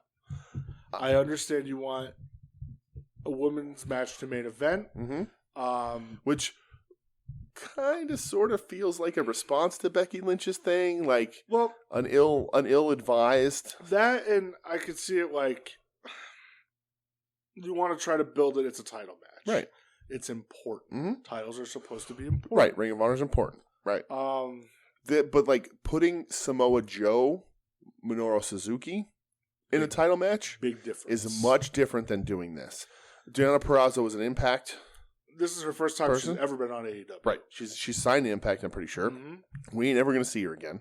Probably not. This match was to put the Ring of Honor belt on a person who's employed by the Ring of Honor owner. Yes. Mercedes, I like Mercedes. Like Mercedes is talented. She ain't a name. Not to this crowd. She's not a name to this crowd at all because all the crowd knows her is for losing. Right. She's right. Like put up the win-loss record. Right. Not good. Right. She got hosed in NXT. Yeah. She walked away. They knocked into the fucking stratosphere by Xia Li last night there. Right. They put her in that fucking retribution angle, and she was like, "No, thank you." Yeah. So like, I like her a lot. I think she's super talented, but this was not the right spot. They started this match with 10 minutes left in the fucking show, and we're like, and had Shivani say, "We got permission. We're running over time. 60-minute time limit. We're running over as long." The network said as long as we need. 10:01. This was over. 10:01. So they did this match 10 minutes when the entrances started. Yeah. So like right there, I know it's not a big match. Commercial break during the match. Right, 3 minutes in. I know 10:53 they went to commercial. Wrestling fans are smart enough to know that immediately makes you think, well, okay, this match ain't fucking doesn't matter. Because even with an overrun, what are you doing? 5 minutes, 6 minutes? You're getting a 16-minute match out of this. Fine. Yeah. With entrances. The crowd is silent. for the beginning. They get into it a little bit, but like the crowd is dead. This wasn't a great crowd anyway. They weren't.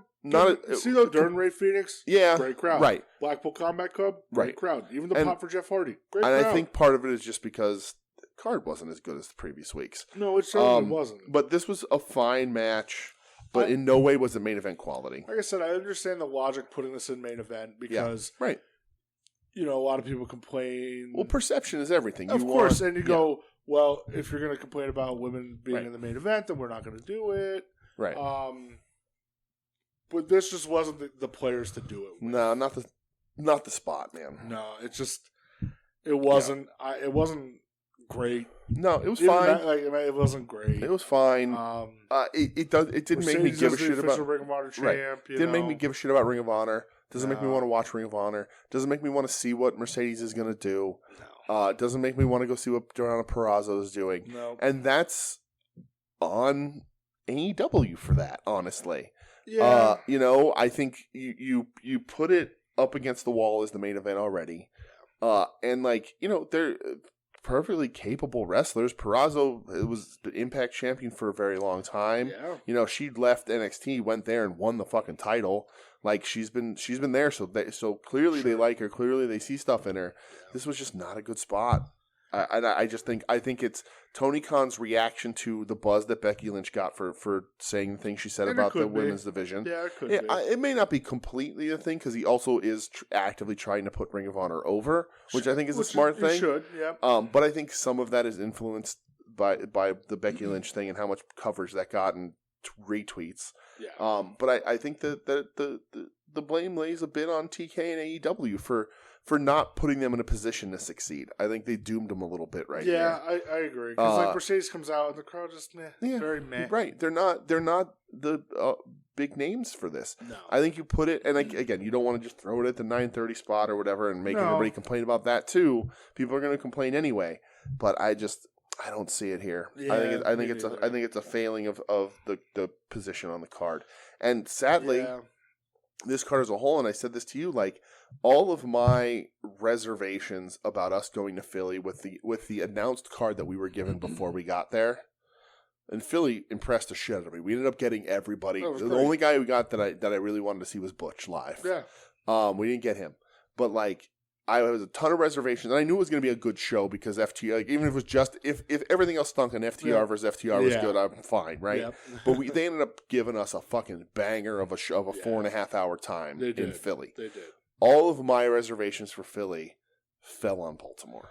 Yeah, they did. And I kept saying to you the reason why was they're on such a tear of great show after great show.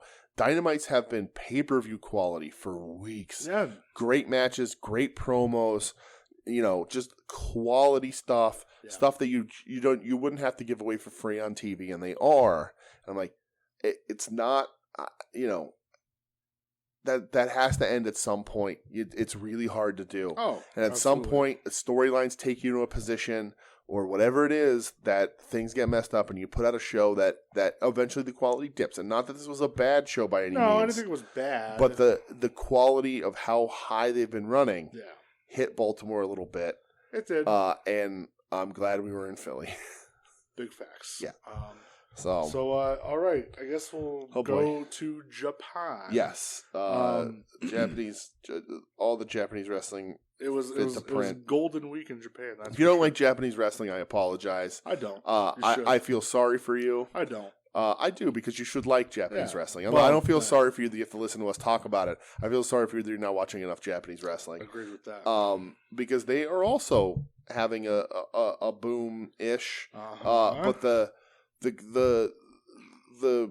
I'm not going to say end of COVID because that's not true. But the loosening, the over it of COVID. I'm sick of this shit of COVID. It's starting to fade away, and Japan's starting to open up, both crowd wise, and the companies are trying to figure out how to recapture that glory they were in before. Because New Japan was a hot fucking company before the pandemic. Red hot. So, you know, and AEW forming took a little bit of wind out of their sails. Sure. But we'll good stuff out there. Yeah. There's some bad stuff which we're going to talk about. There's some shame on you stuff we're going to talk about. But there's still some good stuff, and I want to be really positive about Japanese wrestling, and I want you all to watch more of it. Yeah, and even more of it because I know you didn't watch this because I watched it today. Okay, a little bit of DDT because I said I was trying to get into some DDT more this year. Yes, I watched 3 matches from their DDT Mega Max Bump in Yokohama. Okay, I watched Eruption, which was the team of Kasusada Higuchi and Yukio Sakaguchi versus Harashima and Hikaru Sato. Good shit, strong strikes, good grappling. Wasn't like your standard like DDT match. I felt there was no comedy whatsoever. Yeah, they're a little goofier. Yeah, and this was really good. I'm not going to harp on it too much because I know you don't watch it. So. No, you can talk about it all you want, man. I would love to watch it. I would love to be able to fit more DDT in. Yeah. But this is the first DDT I've watched since that 25th anniversary show. Watch a lot of movies. My wrestling watching time comes between the hours of 10 p.m. and 1 a.m. every night if my ass doesn't fall asleep. But I'm excited that people are getting eyes on DDT also. They fucking should be, man. Let's watch more wrestling everywhere. I agree. Let's elevate as much wrestling as possible.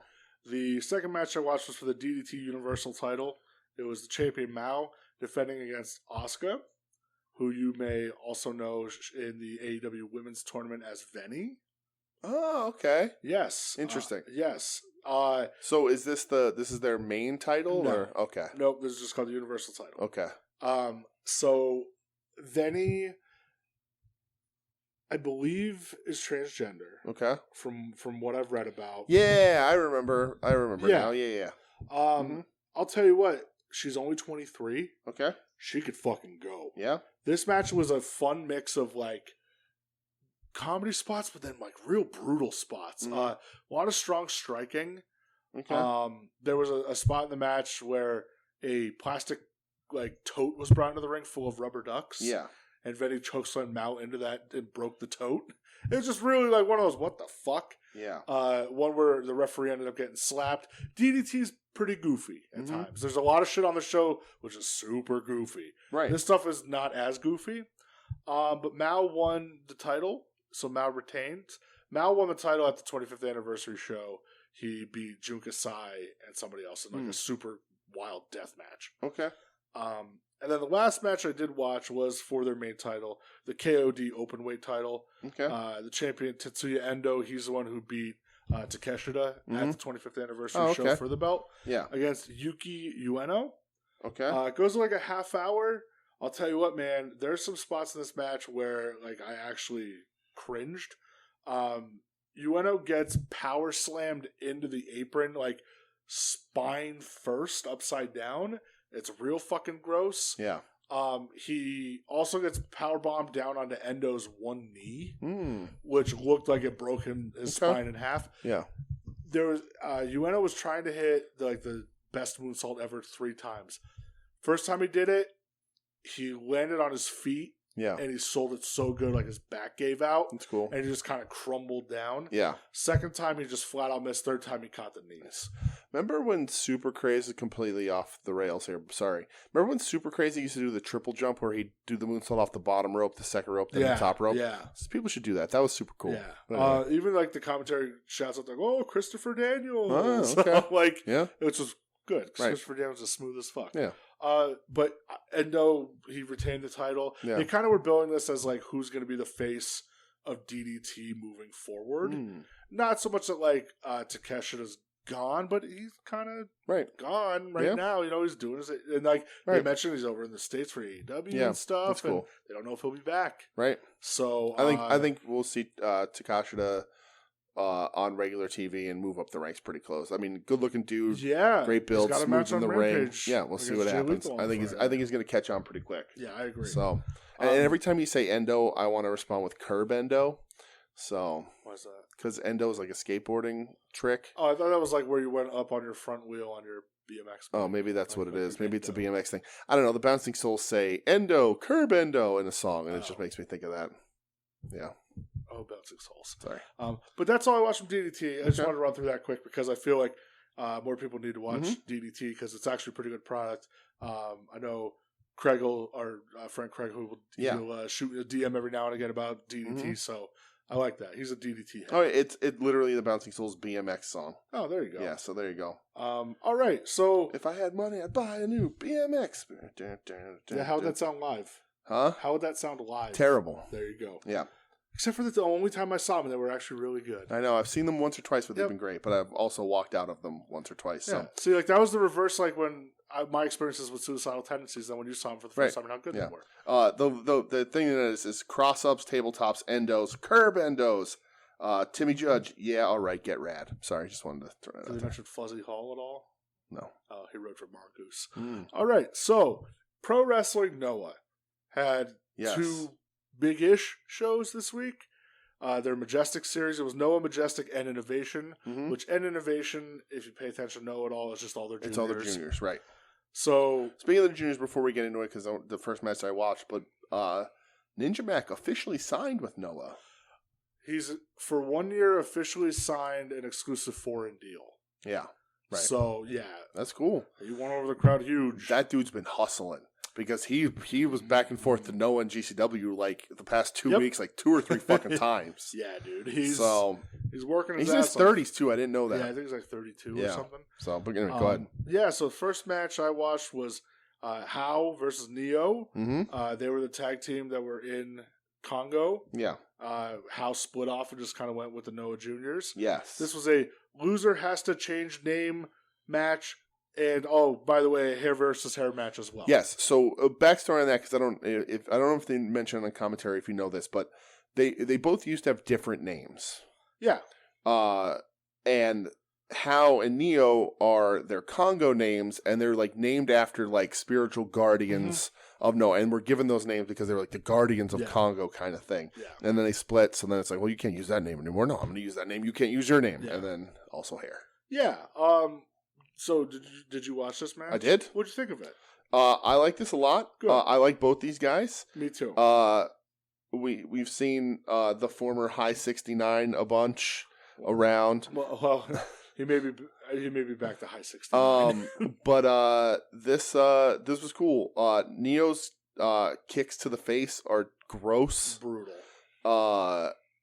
And I think the finish, the crucifix-esque thing into the schoolboy was really cool. Yeah, it was a cool roll-up. Yeah, super cool roll-up. +3 on your scale.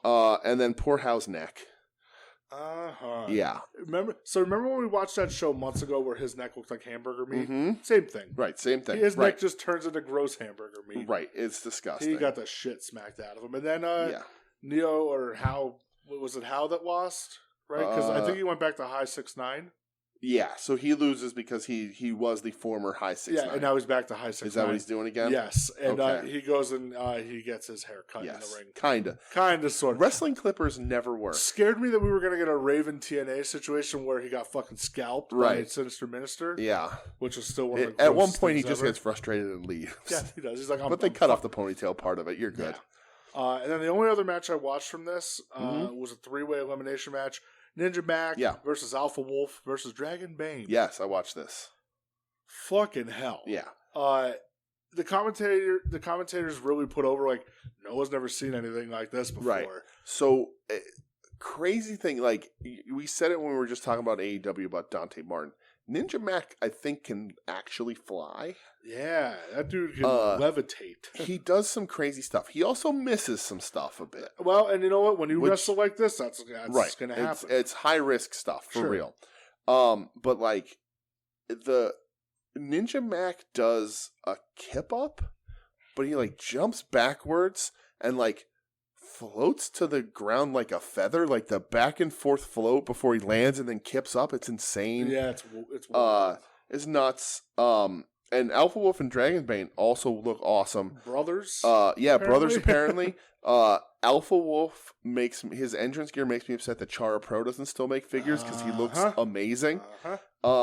There's the handspring that Mac does, which is caught into the German by Alpha Wolf. It's fucking nuts. Yeah. This is just flippy shit. 100%. But done right. Sometimes it's good to just see this. Right. And like it's not my preferred style of wrestling, but when it's done like this, I'm like, holy shit, this is super cool. Yeah. The Dragonbane so like Noah keeps their barricades very close to the ring. Yes. And it happens a few times in this match, but the first time when Dragonbane does the moonsault to the outside and his like knees hit off I'm like, oh my god, how do you walk again? Yeah. Like you're done. Yeah. It's over. Your knees are shot, kid. Right, it's over. Liger on commentary for this. Yeah, Liger was there. Super weird. Rene Dupree on sucks at commentary. I texted you to ask who the fuck this was. He was so what bad. What were your thoughts when I responded Rene Dupree? I knew like a few months ago seeing it, I learned that he was bad, that he was there and whatever. And I was like, okay, I had no idea he still wrestled, but good for him. Yep. Good for him. Who was his tag partner back in the day? Sylvain Grenier. Sylvain Grenier. Von Resistance. Right. And then they had Rob Conway. Right. Just look at me. I was shocked this was elimination style. Yeah, me too. Happy that it was. Yep. I like that better.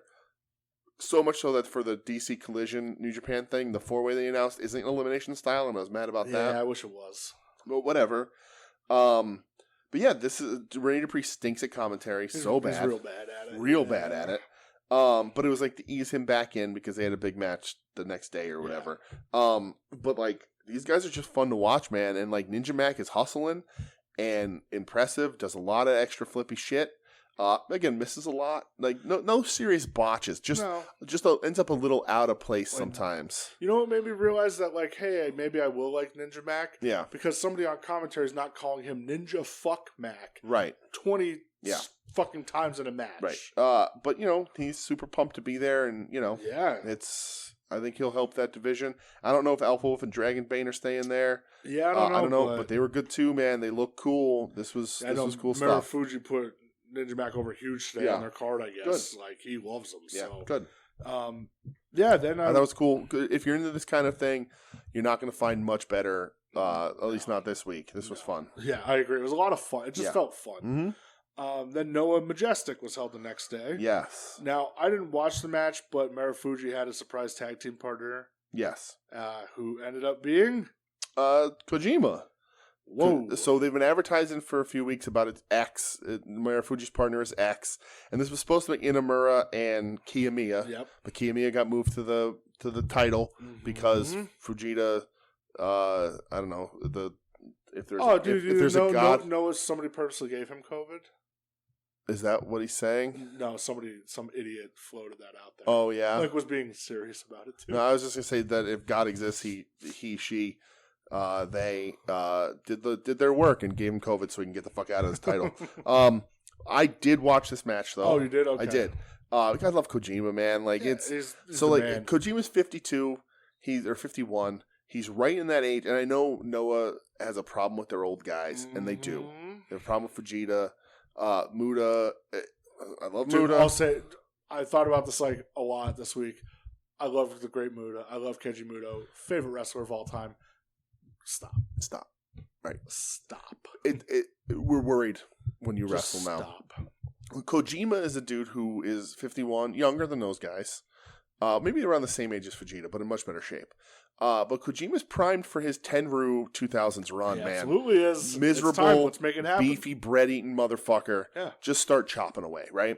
So I saw this was happening. I saw it was Kojima. I was super excited. He announces later that he's full on with Noah for now, which is awesome because Noah and New Japan are going to enter their partnership now too in Japan. Like they're starting to ramp that up for this year. But so we got Inamura, who I love, who is the future of this fucking company.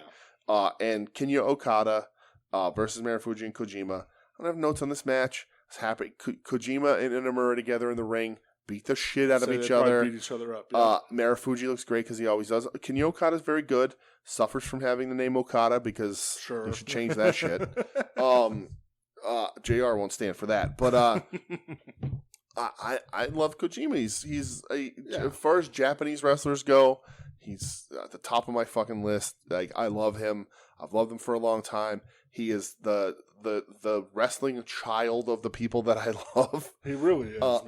He got the lariat from Stan. Yeah. He wrestles like those guys. He wears orange. I love him in Tenzan. Yeah. And so I think this is a really cool spot for him because he's not going to be in a serious spot in New Japan. No, he's past this. He's past it. But in Noah, and it doesn't make Noah any lesser, he can come into Noah and do some cool shit. He's challenging for the title. Yep. which we'll talk about in a bit, but like I'm excited from there. I love him. He can still go. Yeah. It's a slower Kojima. It's not as crazy of a Kojima, but he can have my favorite. I love getting Shiro Tenryu.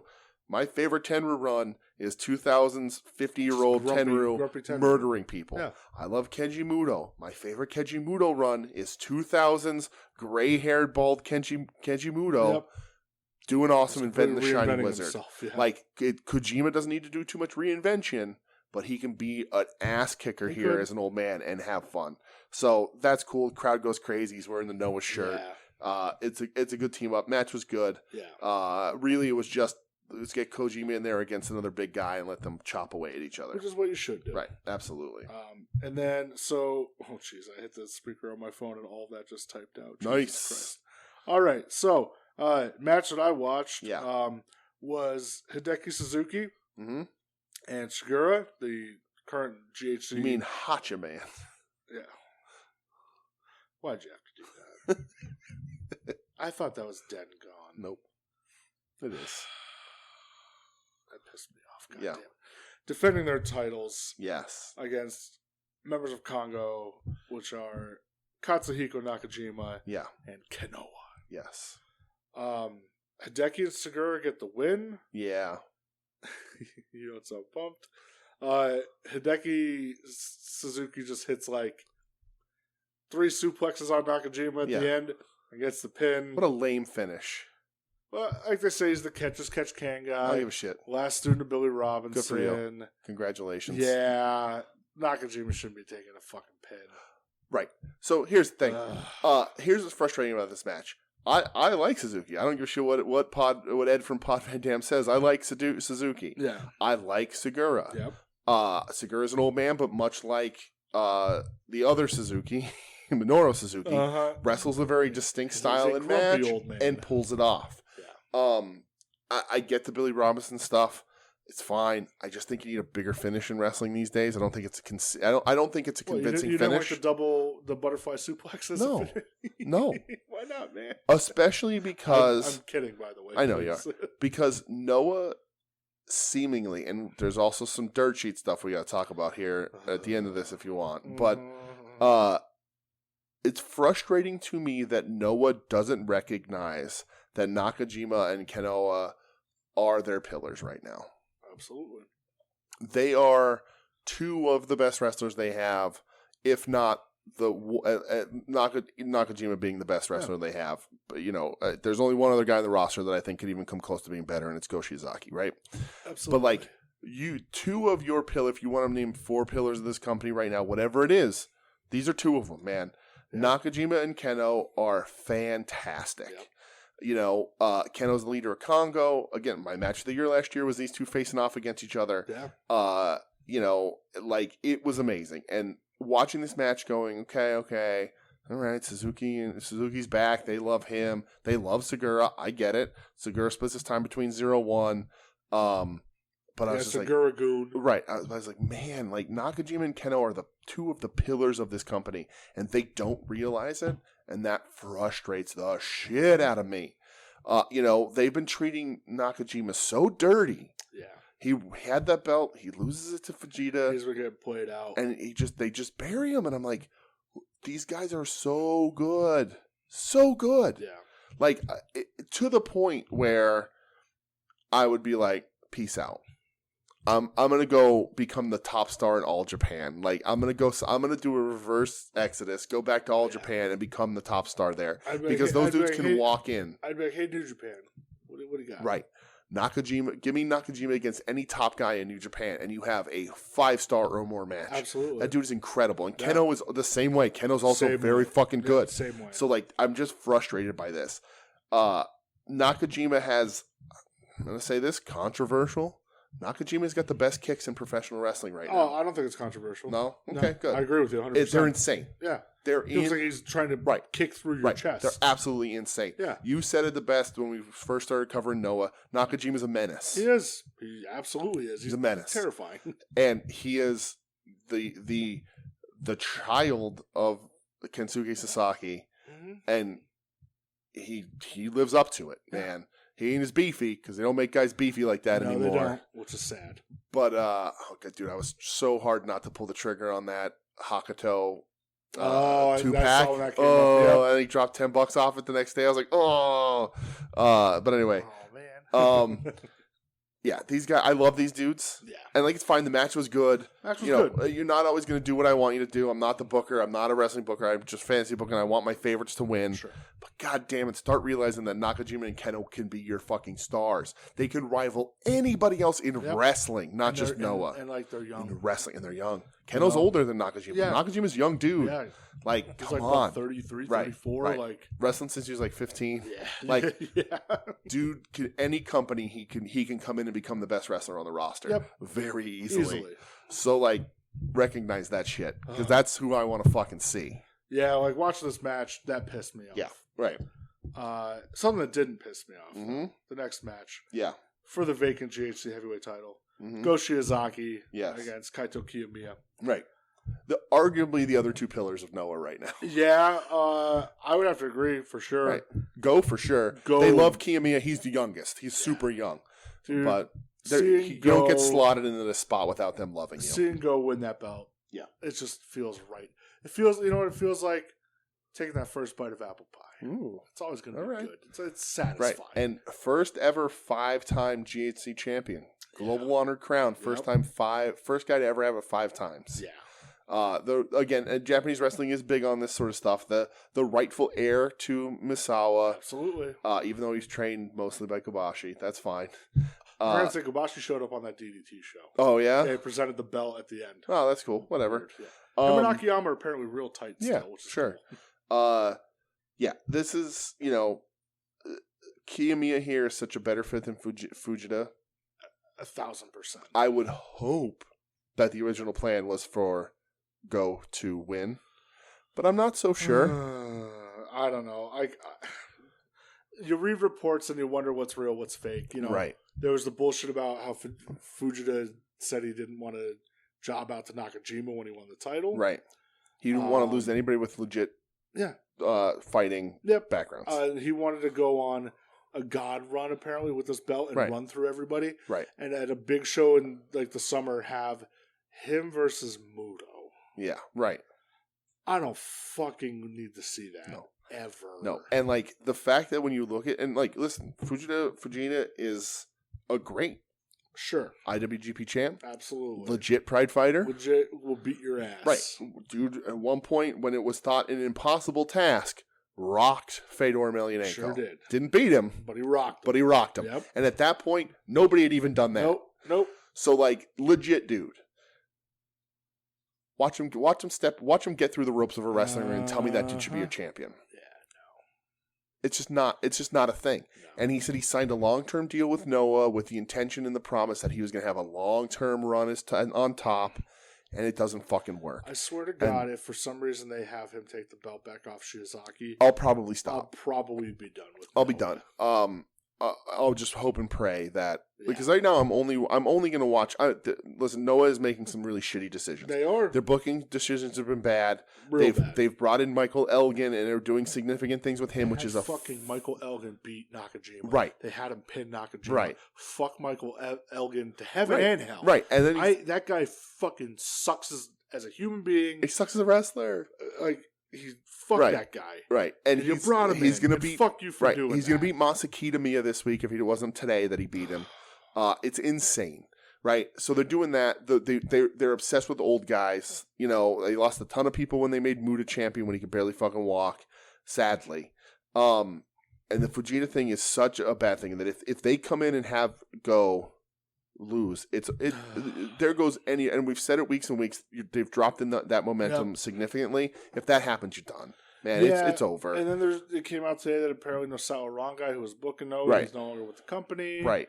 His contract's done. He just straight up said, "Yeah, I'm done." Right. Well, and also with Hideki Suzuki saying he won't lose to anybody without a legit shoot fighting amateur background. Also, even though they did lose this week to Rene Dupree and El Hijo del Dr. Wagner Jr. That's a name. Not Dr. Wagner. No. Not Dr. Wagner's son. No. But the son of Dr. Wagner's son. Dr. Wagner's son, yes.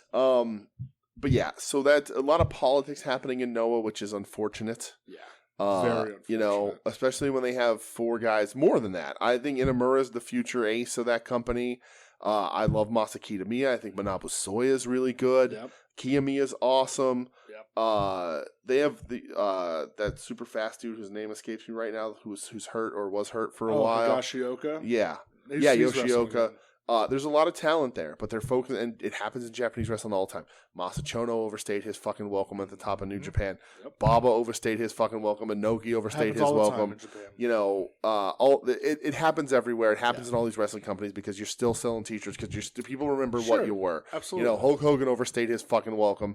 New Japan just had fucking Scott Norton on a show. It happens. I get it. But when you put them in significant spots, winning titles, and cleanly dominating, that's a problem. Your younger, and like Go Shiizaki's in his 40s. He ain't exactly a young dude. No, he's 40, yeah. But like, it hurts. And Fujita has no business. I don't care what you promise them. Pay him out of his contract and get him let him go work the market. Who the hell else wants him? Yeah, let him go. Where's he going to go? He'll go to New Japan and he'll be wrestling a fucking Hanma in dark matches or in 8-man tags where he'll beat up against, like him and Makabe will square off against each other. Yeah. Like it ain't it. No, it is not it. Nope. Keep it on Go for a while. That's what everybody wants. That's what's going to keep people going. And let's go. Yeah. Go's an amazing wrestler. I love Go. I still say he's having one of the top 3 years so far. Absolutely. I'll keep paying attention to Noah. Yeah. About this match, though, really quick, you don't walk away from wrestling Go Shiozaki without a caved-in chest. Dude, like you said, Nakajima has the best kicks. Yeah. He might have the best chops. I think so. In wrestling. It's gross. Kiyomiya uses the cattle mutilation. He did, which is cool. Yeah, I thought that was real cool. I like this match a lot. I thought it was really good. Happy that Go wins. They love Kiyomiya. He's a young dude. He's going to be around forever. He's going to have that title again. He's the youngest dude to ever win that title. He's going to get it a bunch more times. But Go needs it, and Go needs a good run with it. Yeah. This was the culmination of Go's story, which they tried to fucking derail. But this was his return from an injury. Dragging him kicking and screaming. Right. Ugh. So Noah's making some mistakes. They're making some mistakes. I sadly won't sit and watch an entire Noah show because there's some shit on it that I don't like. I like the Funky Express. I like seeing all those guys, but I'm just going to watch the people. I'm going to watch Nakajima, Keno, and Go specifically. Yeah. And then whoever else I catch. I love Masakita Miya, but I ain't watching him wrestle fucking Michael Logan. Fuck no. So I'll keep an eye on it. Just the big shows, big time matches of the guys I love always deliver there. Yeah. So. Yeah, man. Last thing in Japan this week. Oh, boy. Pretty big thing, actually. Yep. New Japan's Wrestling Dontaku. Yes. So they did release the Best of the Super Juniors lineup, which I will go through right now. Okay. Best of the Super Junior 29, A Block. Mm-hmm. Ryusuke Taguchi. Of course. The winner. Yo. Yeah. Clark Connors. Okay. Hiromu Takahashi. Okay, great guy. Yoshinobu Kanemaru. Former great. Ace Austin. Awesome. Great pick. Crazy. Super excited for that. And he even tweeted out, he's like, I'm shocked this is my first tour of Japan ever. Yeah, right. I'm doing Best of Super Juniors. That's awesome. Alex Zane. Awesome. Glad to see him. Saw him on, I don't remember what show it was. Was it GCW show maybe? We saw him at a GCW where he dressed show. like the pirate with the red jacket for a jacket and stuff. Whatever that was. He wrestled was. Swerve on the opener of that ROH card. Oh, that's what it was. Yeah. That was a great match. That was like one of my favorite matches on that card. So good for him. Francesco Akira. Don't know who that is. So he won All Japan's junior title last year in their tournament. Mm-hmm. And now he's in New Japan, a part of Ospreay's stable. Okay, he was like, peace out, I'm going where it matters. Pretty much. Good for him. Taiji Ishimori. Okay, listen, all day. That dude does crazy shit in that ring. Yeah, and Sho. Oh, Sho and Yo going to face off. Uh-oh, look out. And then in the B block, Master Wato. Okay. Listen, he's Team 6 or 9. I'm not going to disparage him. Robbie Eagles. Okay. Your former Chikara standout. Titan. Oh yeah, Titan from CMLL. Yeah. Super talented. Everybody's really hyped about him. Yeah. Bushi. Yeah. Okay, Bushi's cool. El Desperado. Desperado's on a great run. Well, lost that belt, but whatever. Your favorite, Dookie. Dookie. Talk about him in a second, too. El Lindemann. If Taguchi can't win. The El Lindemann Maniacs. That's right. The finals are going to be El Lindemann versus Taguchi, and it's going to tear me apart. Wheeler Yuta. amazing. Unfucking real. Right. When I woke up and I saw that, I could not believe it. Yeah, fantastic. Wheeler gets to be in the goddamn Best of the Super Juniors. And, Tony Khan said Wheeler's going to miss the next pay-per-view before it. But they said, do I have him there for a pay-per-view? Or do I have him go to Japan and come back as a better wrestler? Wheeler is going to come back better. Yep. Wheeler's going to have some fucking bangers matches over there. Yeah, a lot of good competition in that. It's sad. It always stinks for tournaments like this that they're A block, B block, and it's the right way to do it. Yeah. But there's a ton of A block matches I wish we can see Wheeler getting. Well, you're going to see Yuta versus Taguchi in the finals. Absolutely. And they go to a time limit draw. They shake hands. Yeah. They come back to America. Yeah. Where Taguchi joins the BCC. Now, does he join the BCC or does everybody else join Taguchi Japan? Well, it becomes the Taguchi so Japan then by proxy, you'll be in. Right, exactly. You'll be in the Taguchi Combat It becomes Club. the Taguchi Japan Combat Club. And then Bryan Danielson wins the title. Yep. Only to then decide that his mentor and true hero Taguchi gets to share it with them. They're co-AEW champions, and wrestling ends. Right. Finn. Exactly. TJP. Ugh. And El Phantasmo. Okay. Listen. Wheeler Desperado, Wheeler Phantasmo. There's going to be some good fucking matches in there. Dude, A block might be a little. Yeah, A block might be a little better. I agree, but Wheeler's gonna have some good matches. Like a lot of people are really hyped about this lineup. Yeah, me too. It's a really good one. Listen, the Lindamania Maniacs. They're the Lindamania Maniacs. Lindamania The Lindamania Maniacs are going to be all over this. Just like the Lamanama Maniacs. That's right. Lamanama Mooney. All right. So, Wrestling Dontaku, I watched 3 matches from this. I watched 4. Okay, I watched 3 matches and a finish. Okay. We'll start with the one you want to watch the finish for. Team 6 or 9, the current... You have to watch these. You're contractually obligated. Right. Well, I'm a member. I have to support my team. Of course, yeah. I'm the only... It's like you're watching sports. Right. I'm the founding member of Taguchi USA. Did you watch it holding your Taguchi, 8x10? Did you watch it wearing your Taguchi shirt? The 8x10 is currently hanging over my desk at work so I can stare at it all day. It gives me encouragement to know that I'm doing this for the honor of Taguchi, my coach. It's like, when Homer puts up the pictures of Maggie saying, do it for her. Right. It's Taguchi. Do it for Ryosuke. It's just harder to make that out of a sign. So Team 6 or 9, which is Master Wato and Taguchi, the 69th junior IWGP champions. Your cat's snoring so loud. I know. Wednesday got issues. Versus Dookie and Kanemaru. Dookie's an interesting character. Kanemaru is a former great. So this match, listen, Taguchi may not be for everybody, but he should be. He's for me. So you didn't see the beginning of this match. I did not. But Taguchi comes out carrying his underwear. Oh, yeah, I saw somebody tweet saying Taguchi's going commando tonight. Right. So he comes out holding a pair of red underwear and then motions that he's not wearing underwear under his tights. And commentary says that everyone knows that Taguchi only owns one pair of underwear. It's a fact. And he's not wearing them tonight. That's a fucking fact. So obviously Taguchi's finisher, the funky weapon, his signature move. Of course. Where he puts his ass on, he puts his butt on the line every night. Dude, this finish. So it's actually a good tag match. Master Dookie looks okay. Master Wato. Master Dookie. Dookie is fine. Kanemaru looks good. It's a perfectly fine tag match. Wato gets a bad rap because he looks silly and it's a terrible name. Yeah. But he's fine. And the gimmick is he's learning from Taguchi. He's the young guy. He just came back last year from excursion. So, the finish. The most important thing in this match. God. I would say on the hashtag the dude scale trademark, this might be the best. This is an automatic 5 stars, 7 stars in the Tokyo Dome. So Kanemaru pulls down Taguchi's tights. So Kanemaru drinks like whiskey to do the whiskey mist. Mm-hmm. And he pulls down Taguchi's tights to reveal that he is wearing a 6 or 9 thong. Right? No underwear, but a 6 or 9 thong. That's what in the business they call a G-string. Right. He's trying to mist him. Taguchi does the cover the mouth spot. Yep. Right. Blocks the mist. His pants are still down. in the back. So his 69 G-string's hanging out. It says 6 or 9 right above his ass crack.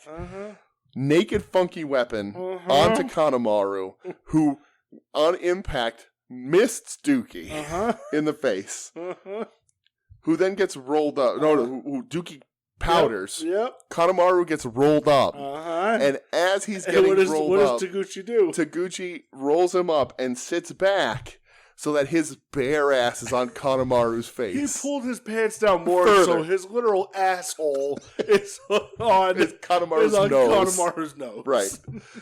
1, 2, 3 for the win. Singularly the greatest roll-up in the history of professional wrestling.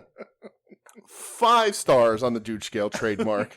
7 stars in the Tokyo Dome for the finish alone. Automatic. This match was fine. 3-star match. Ladies and gentlemen, the first ever official 10-star match in the Tokyo Dome. On the hashtag the Dude Scale trademark. Absolute insanity. And amazingness. Taguchi is a dude that I will love forever. Taguchi's a guy, he's won the best of Super Juniors. He's a legit great wrestler. Yeah. He just got old and saw where his place was and figured out a way to get in. And he's super popular. Yeah. And he's the dude. I wish he was coming to Capital Collision. I wouldn't be able to handle myself. No, you wouldn't. You'd rush the ring. And he'd let you in. He would. Well, I would just show my credentials. That's true. Just show that card. You would show him your G-string. Right, exactly. Exactly. I'm wearing my 6 or 9 G-string as we speak. I just show my credentials and they let me in because I'm an honorary member of Taguchi Japan. But yeah, this I just loved it so much. I have to watch it because Taguchi's my dude. I can't talk about him as much as I can without watching his matches. That finish, it's insane. I was laughing so hard. It's so funny when he pulled his pants down more to put his asshole right on Kanemaru's all the nose. way. All the way. It was even the crowd went, oh. Yeah. They're not allowed to talk. No. They're like, oh god, yeah, hilarious. I loved it so much. If you just go watch the finish, I can even hold on. Let me see. I can even timestamp it. I think right, didn't I? I know I sent you it. I don't know if I sent the. You just said just watch the finish. Oh, okay, hold on. I sent it to Howard the Dave. Oh boy. I didn't, but he loved it too. I just said watch the finish. You want to see the highest star rating ever on the Dude scale? He said, "LOL, I love it." So, oh boy, that's the way things go. God bless Taguchi.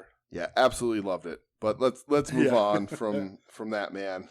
I could never move on from him. Right. So for the IWGP Junior Heavyweight title, El Desperado has been on a hellacious run. Yes. Defending against Taiji Ishimori. Yep, I watched this. Yeah. Ishimori has like 84 abs. Mm-hmm. He's way older than I thought he was. Oh, really? Well, he's been around a long time. That like I never realized. He used to wrestle like Kenta and Noah and stuff. So yeah, he still looks young to me. Right. The Bone Soldier. Bone Soldier got the fucking win, man. Wins the title. Crazy. I thought the match was really good. The match was really good. For a juniors match, it was almost again like a style wrestled like a heavyweight match. Lots of psychology. Yep. Right. Again, 2 dudes like the New Japan Juniors I'm not really invested in, and I know you've told me a bunch of times how good Desperado's been. Uh-huh. So it suffers I'm not super invested in these guys, but this is really good. My favorite part of this match was Ishimori has a choke on Desperado, and he does I forget what it's called, the Clark grip or something, like the fingers bent grip thing they do. Mm-hmm. But Ishimori, like an S grip. Yeah, uses Desperado's own fingers with his. Yep, to choke himself. Yeah. And you pull it tight enough, you can't unlock it. Yep. I thought that was a really cool little thing. But yeah, tons of psychology, which isn't often a thing in the junior division in New Japan or anywhere. So that was a nice little thing. Thought it was a really good match. These guys are great. Yeah. So, but Ishimori going into Super Junior, Best of Super Juniors as the champ, crazy, which means anybody who beats him gets a shot at that title. Sets up a lot of. And he's A block, right? Yeah, him and Ace Austin. Yeah, right. That'd be good. Right, it'd be good stuff for sure. So, so next thing I watched for the vacant United States Heavyweight title, Hiroshi Tanahashi versus Tomohiro Ishii. I watched this one as well. What a fucking banger!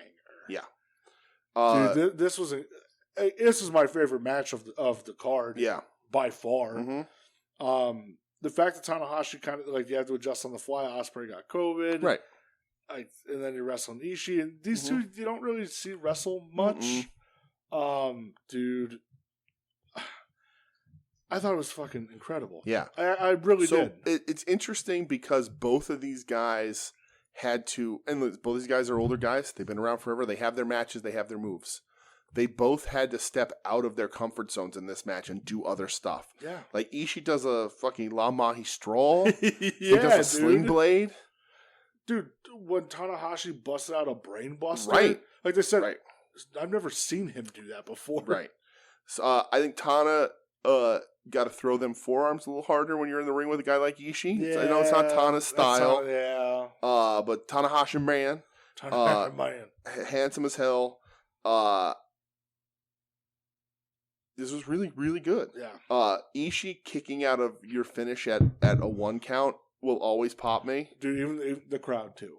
Always. The crowd too. It usually leads into the regular finish because Ishii ain't winning much these days. No. But like he kicks out at 1 and then it's like one sequence before the finish. But every time he does it, that girl, whoa, yeah, everybody freaks out. Yep.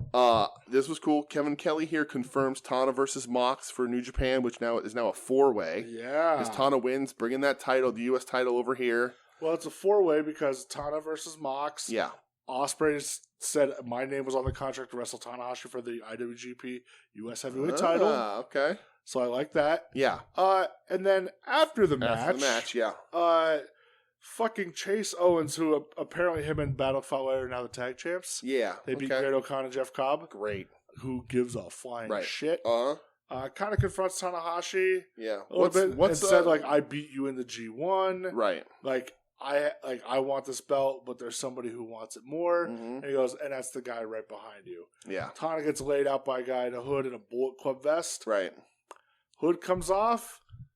Juice Robinson. Juice Robinson worked the world. He sure did. Everybody thought he was done. I did. Go home, be a happy kept house husband. Yeah. So now Juice Robinson and Bullet Club. Right. Crazy. Yeah. Looking mean, got the big old scraggly beard. Yeah, dude. Looking a little like somebody said the second coming of the disciple. Oh my god. Yes. So Juice gets added to that 4-way in DC, which is crazy. But yeah, Juice. I don't see Mox not walking away with that. Going into Forbidden Door with it. I don't know. But we'll see. We'll see. I think you have some weird fuck finish. Yeah. Set up Mox, Ospreay. Tana pins somebody else. Moxley doesn't take the loss. Yeah. Moxley gets his one-on-one with Tana at Forbidden Door. You think so? You don't think they'd want to do Mox Ospreay at Forbidden Door? They just did Mox Ospreay at Windy City. Oh, Riot. they did, didn't they? Mm-hmm. Yeah, then you're probably right. That makes sense. Which would be awesome. Yeah, get the one-on-one there. Fucking awesome. That's also a good reason to make this a 4-way, because so they can do that later. That makes sense. It's Wrestling Dontaku. This is the running theme of the card where big Bullet Club things happen. Yeah. So there's a big fucking deal to get Juice Robinson in Bullet Club. For sure. Crazy. And he's like, oh, you thought I was going to be with David Finlay forever? Yeah. Yeah. And then main event time for the IWGP Heavyweight title, Kazuchika Okada versus Tetsuya Naito. Mm-hmm. Listen, you know what the fuck you're getting. Right. You ever have a peanut butter and jelly sandwich? Sure did. You're getting a peanut butter and jelly sandwich. Absolutely. And it's delicious. It's a delicious and fantastic and classic. I will say the last 5 minutes of this match, they took it another level. So that's how these guys set their shit up, right? Like typically, I don't want to say boring, but like methodical. The first half of this match is always methodical. So that's how a lot of Okada matches are, right? And I'm gonna say, Okada Naito is the greatest rivalry in wrestling in the last decade. It's not a feud; it's a rivalry. Those two are the two best wrestlers in New Japan. They fucking know it, and they've been having matches. Like this is, they said, like the 12th time they've wrestled in the 14 years, so back from when they were both young lions. Yeah. But this is a rivalry. This is the two top guys going back and forth. This is a Hogan match. It's whatever it is. It's a rivalry. You could always come back to it. Always come back to it. It's never bad. But it does start. It's slow. It's methodical. They both know each other so well. Neither one's willing to put themselves out on a limb because they know that the other person will take advantage of it. Right. Then you hit the halfway point of the match. which at this point is like 15, 20 minutes in. That's when Okada hits that top rope drop kick on Naito, and Right. I thought he fucking killed him. And the speed picks up a little bit. They get a little madder at each other. They're going. And then you hit that last 5-10 minutes, and it's all out. We're both just trying to hit our finisher. We're busting out moves that we don't bust out because we can't put each other away. Right, and we're gonna kill each other towards the finish here. So that's what you get. Yeah. It just it's just what it is. You know, it's two great tastes that taste great together. Yeah. And it's just what it is. They always do cool stuff. There was a top rope powerbomb in this that I thought was sick. And so Naito hits the Destino a whole bunch. Yeah. And I love the Destino. It looks super cool. But when Okada catches him into the spinning tombstone, I was like, holy shit, that is such a cool reversal. Yeah. Yep. Like, it is so smooth. These guys are so smooth together. Yeah. Again, they've been doing this forever. Yeah. They're going to be linked they forever. Trust each other. Right. Yep. And that was super cool. Again, I don't have much else to talk about this match. No, it's really good. Yeah. It's what you get.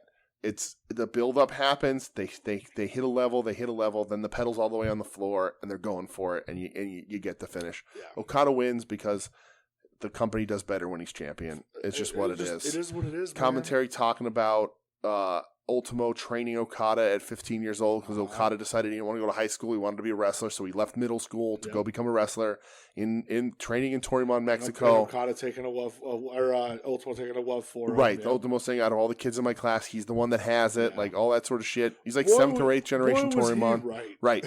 And a little stint in Chikara aside, Okada is like the best in the world, man. He's not my favorite dude to watch. I prefer guys who hit a little harder, like a Nakajima, that sort of stuff. But there's no denying the draw. There's no denying the power. I'm super excited we get to see him wrestle in DC. One of the number 2 driving force for me needing to drive 4 hours and getting a hotel is because I want to see Okada live. Yeah. I want to be in the presence of a star that big. Yeah. Because internationally, there hasn't been anybody in a long time, and now he's coming out dressing like Inoki. He's doing the fucking Inoki Inzaguri. Dude, that was crazy when he busted that out. Right, so and that's rightfully so, man. He's that big of a fucking star. Yeah. And he's still only like 34 or whatever the fuck he is, 37, a young dude. Been on top forever, and that company just does better. You may get bored with him having that title. He'll drop it and win it back real soon. Yep. But the company does better. They ride or die by where Okada is on the card. And he's just that big of a fucking star. You also don't take the belt off Hulk Hogan. That's what I'm. 86 Hulk Hogan. You don't take the belt off of him. Company. Hogan must pose, brother. Right. Okada must pose, brother. Right. And it's just what it is. Yeah. And some guys may suffer. Does Naito deserve better and more runs with that belt than he's gotten? Naito's been the ultimate, on the receiving end of the ultimate cuck during this. Right. But so many times. It's right fucking there. But who else deserved better and more runs on the top, like the way top of the title? Macho Man Randy Savage. Exactly. And you didn't fucking get it because, sorry, pal, but the biggest star ever's here. Yeah. It's just what the fuck it is. It is what it is. Ride the wave. Listen, you're a consequential part of this roster. Right. We love that you're here. Right. People love you, but sorry. There's always going to be that next level. But this match was great, and these guys rule. And then afterwards, what the goddamn fuck? Switchblade Jay White is here in Japan. Yep. He comes out, lays out Okada. Mm-hmm. All of Bullet Club comes out. I look and I go, is that fucking Carl Anderson and Luke Gallows? Right. Sure was. Mm-hmm. They're there. I went back and found in the show where they came. What's his face? Tama Tonga won the Never Open Weight title that night. Okay. And then Carl Anderson and Gallows come out and lay him the fuck out. Yeah, because they're not in Bullet Club anymore. Yeah, well, the GOD's not. Yeah, GOD's not. Anderson and Gallows are. And Anderson's just saying, he's like, Tama Tonga, you've been talking shit. Yeah. He goes, you think I didn't notice? He goes, you wanted the machine gun, you got the machine gun. Which I was like, let's fucking go, because I love Machine Gun Carl Anderson. Yeah. But yeah, Switchblade is back, and again he holds up the IWGP title. Mm-hmm. Crazy. Yeah. Does Switchblade, is he going to have a match on Capital Collision? Yeah, the match is Okada and Trent. Oh, he's in that one. Okay. It's Okada and Trent Beretta. Yeah. Against Jay White and Hikuleo. Okay, right, Hikuleo. But there's wondering is Hikuleo going to turn? Why? Because Hikueo's brothers are God. Oh, right. Yeah. Right? So it's like, interesting. why is he still in Bullet Are Club? God aligned with any other New Japan faction? Did they join Chaos or anybody? They've been like working with like Tanahashi. Just non-denominational. Yeah. Okay. Interesting. Yeah. So that New Japan show, like, dude, a lot of buzz after Wrestling on Top. Yeah. Good shit, man. They're coming back. They're figuring it out again. Yeah, they are. Figuring it out. Yeah. For sure. So that's all the wrestling we watched this week. No, it's not. Oh, Jesus. All right, I'm sorry, everybody. Doug, I apologize if you're still listening at 2 hours and 15 minutes. I apologize, buddy, but you're gonna have to lead us through these because you're the one who marked down with what matches. All right. Were. So, watch list really quick. We'll run through Ricky Choshu here. Last minute decision because we forgot we got our time messed up. Choshu's a legend. One of the dudes that sort of led. Hell of a mullet. Led wrestling into what we know it as now. It's funny when we talk about this, and I bring it up in my notes here, but we'll talk about it now in the Hashimoto match. But it's funny how much of a clone of Choshu Ishii is. Yeah. Very, very similar. Yep. Similar mannerisms, similar like sort of habits in the ring. It's very interesting. First one I matched. First one I watched was against Tenryu in '85. I watched this too. This is Tenryu. This is weird because it was like fan cam, but it had commentary. Right. Over Yeah. it. So they released this later with commentary because this is the first ever meeting of Tenryu and Choshu. So they released this later and added commentary. Crowd is nuts when Choshu comes out. Dude, like he could barely get through the crowd. Right. I've never seen Ricky Choshu get that reaction. Mega star Ricky Choshu here. Fucking stiff as hell. Sure is. Because that's the way this is. This is 85. This is them figuring out what becomes King's Road, this sort of style of wrestling. Yep. These guys help invent it and usher it in. They did a thing in this match that I had to check and make sure it was 1985. The backdrop onto the apron. Oh, yeah, dude. Crazy for 1985. Unheard of. Wild shit. Yeah. For anywhere in 85. And we get a count out. I was shocked when I saw the length of the match was like 10 minutes. Right. Shocked. Yeah. So this is their first meeting. They pound the shit out of each other. And I actually had to go back. I was like, wait, why a count out? He only counted 3. Yeah. But I was like, no, they brawl, and none of them go under the ropes. They just get up on the apron. So the count out happens. Yeah. It needs to happen more. And like, I wish I understood Japanese because both of these dudes are so pissed at each other at the end of this match. I'm like, what happened? I thought they wanted to rip each other's heads off. They're mad as fuck, man. Like, these two guys are like, Ishii is the product of these two guys. Right. He 100% is, right? And it's funny, and we've talked about Tenryu before. I'll talk about Tenryu forever. We're going to talk about him in the next match, too. But Tenryu's a guy, sumo wrestler, entered sumo at age 13, became, like, champion, all this shit, and then left sumo, wanted to become a pro wrestler, went to Baba. So also at this point in this match, too, this is Choshu invading All Japan from New Japan. Yes. So, like, there's that heat there. Yeah. But this is Tenryu. So Tenryu goes to Giant Baba to get trained. Baba recruits him out of sumo. And Baba's like, you're going to Amarillo, Texas to train, buddy. Sends him to the Funks. Great spot. Right. Sends him to the Funks. And that's where he learns to wrestle. Yeah. I would love to see if he was wrestling in Amarillo at all. I don't think the Amarillo territory existed in '85, but I don't really think so. I would love to see where he was getting his work in back then. But this is that Tenryu comes back and he becomes.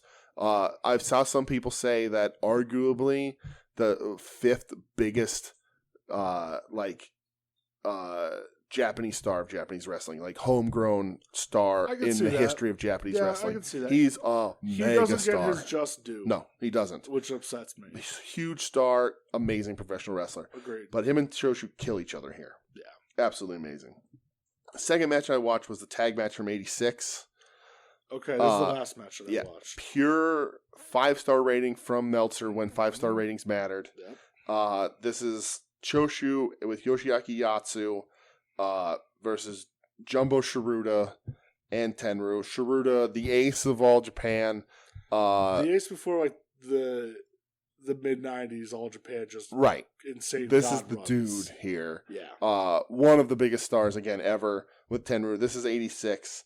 Yatsu is a dude you see all the time, but never the star never really came for him. Yeah. And he's fine. He's good in this match. But this true 5-star, this match made me realize that wrestling needs more hatred in it. Dude, I was going to say the same thing. Like, this felt like they all wanted to kill each other. It felt like they wanted to fight. They're and mad. It was awesome. Right. They're pissed off. They're mad? They're not mad in that way. They're actually mad. All right. They're pissed off. They're trying to kill each other. They're trying to hurt each other for real. There's no quarter given. No give up at all. This stomps to the face over and over again. Like, top rope spike pile driver at one point. Dude, a top rope spike pile driver 6 minutes into the match. Right. Because it's just hatred. Yeah. Like, Choshu puts on the fastest Scorpion Deathlock I've ever seen. Yeah, because he looked like he wanted to break fucking because he's Saruda's legs. Because he's too mad to slow down. Jumbo hits a gusher. Yeah, like randomly. Right. Just fucking out of nowhere. There's not a single knee pad in this match. Sure isn't. Because men don't wear them. That's some man-ass men right there. Right. Tenryu hits a clothesline in this match that catapults himself almost out of the ring. That was crazy. I looked at it and I go, Tenryu, what are you doing, bro? Right. It's just chaos. It's a brawl. It's awesome. It's awesome. The 5 stars when it mattered. I completely understand it. Yeah. Of this era, this is amazing. Yatsu throws a great German suplex. He sure Love does. his Germans. Yep. This is just hatred and chaos. It's just madness. Men are just trying to kill each other here. It's just people are pissed. Yeah. And like it's matches like this where I'm like, man, I don't know enough Saruda Jumbo. Like I've seen Jumbo wrestle, but it's always against I'm watching Tenryu. Here's Tenryu. Like Jumbo's a dude who was super famous in an era of wrestling that I don't particularly go back to in Japan. Yep. If I'm watching 80s, I'm watching, Southern, the American wrestling, NWA stuff. But yeah, like this match is deserving of the 5 stars, a crazy tag match, but no structure, just chaos and hatred. Yeah, I agree about Saruda. I've been kind of wanting to get into him a bit more lately. I even downloaded him on 2K22. No. I feel like we'll be revisiting him down the road somewhere. It's just watching what Japanese wrestling becomes in the 90s start to form here. Sure. And because these are the guys that then teach those dudes. Like it's cool. And again, Ishii is such a Tenryu and Choshu guy. Like, and that's what Eddie says. Like leading up to Capital Collision, why we picked him. Like he's like, you trained under Tenryu, you trained under Choshu. Yep. I walked the King's Road. Like he's 100% Ishii. My favorite Japanese wrestler right now is absolutely. You might cry during that match. Yeah, that's why we're going. Yeah. Last match that I watched chronologically. New Japan's 25th anniversary, which is funny because this year's the 50th anniversary. Dude, that's so fucking funny because I thought the same thing. Yeah, because the Dontaku, they were getting over the 50th anniversary. Choshu versus Hashimoto from 1997. Notably, Choshu comes out in his Chara Pro form. I noticed that too because I looked at my Chara Pro. I said, there it is. There it is. I is. know Ricky Choshu's in my front row. Right. Hashimoto's champ. Yeah. Hashimoto, the great, fantastic wrestler. The less megastar of the Three Musketeers. Of course. Sadly. Yep. Died young. Yeah. Got blacklisted, had some issues. But great. Looks like Elvis. He does. Hashimoto has my favorite brainbuster ever. I can see that. I love his brainbuster. He drops... it just looks nasty. Like, it doesn't look like a suplex at all. It is somehow so removed from a vertical suplex. It's almost like he jumps with it. It's wild. So the animation in Fire Pro, he jumps and floats over with it. But so many people when they do a brainbuster, it's just a slightly different angle on a vertical suplex. He pile drives you with his armpit. It's so fucking crazy. It is. I love that. Nothing spectacular in this match. I thought the same thing. This is when I picked this is like 8th, 9th, or 10th down. Okay. Because it was just there was a Hashimoto match up further, but I couldn't find all of it. So I picked this one just to get some Hashimoto in there. It's perfectly fine. Yeah. Nothing spectacular. Hashimoto wins. This is older Choshu. Still a big star. Still the shorter mullet, but looks great. Yeah. But yeah, nothing spectacular in this match. But funny that it ended up being something, the big celebration for the 25th anniversary. I know, right? I was thinking the same thing. Watch, I'm going, wow, yeah. 25 and again, years. Hashimoto's a dude that I love, but the lesser star out of the Three Musketeers. Yeah. But a really good, talented wrestler for sure. Yeah. I had fun watching these. Yeah, these were really cool, man. I didn't expect to love the 80s stuff as much as I did. Agreed. And it was really, really great, and has me curious about a lot of that stuff. Yeah, man. But I was anytime I get to see Tenryu, right? I love Tenryu. But Choshu, Choshu's great, man. Choshu's great. So, and like a lot of the Choshu stuff I saw was from the '90s when he's a bit of an older man, a little more miserable. So, but so that's all the wrestling we watched. Yeah. So guess what? We're not watching anything next week. No, because we're going to the LVAC tomorrow. We are. At the Waterbacher Brewery. Yes, unless you're listening to this Saturday, Sunday, or Monday, and you missed it. Way to go. 6:30 p.m. If you're 7 o'clock on the Jerry's. Sold out. Yep. If you want to try to get in, you better get there early and wait in line. Bring your fucking vaccination card. Yep. If you're not vaccinated, that's a whole other subject. Yes. Bring your negative test card. Right. Within the last 48 hours. Mm-hmm. It's going to be a good fucking time. Avery Good's last match. Yep. Going to be surrounded by a lot of homies tomorrow. So for sure. I'm excited. Willow versus Trey, Hot Sauce. Hot Sauce. That's... Yeah. It's going to be a match. I'm getting a Willow mark pick. I'm going to do it. I'm going to Diamond Joe Leonard mark pick. Oh, we should. I don't know that I've been in I've had a Diamond Joe Leonard mark pick since my wedding.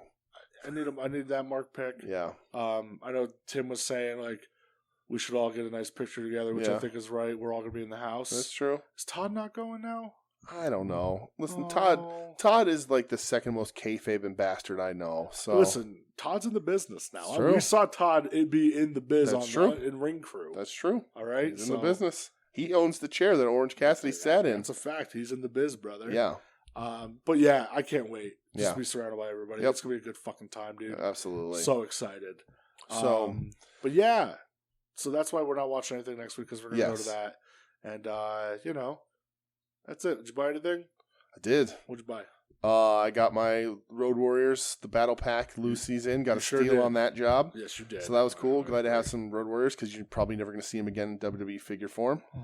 Maybe they'll sign lifetime contracts with Greg Gagne. No. What else did I buy this week? I deleted Whatnot off my phone. Wow. Look at you being a big boy. I can't.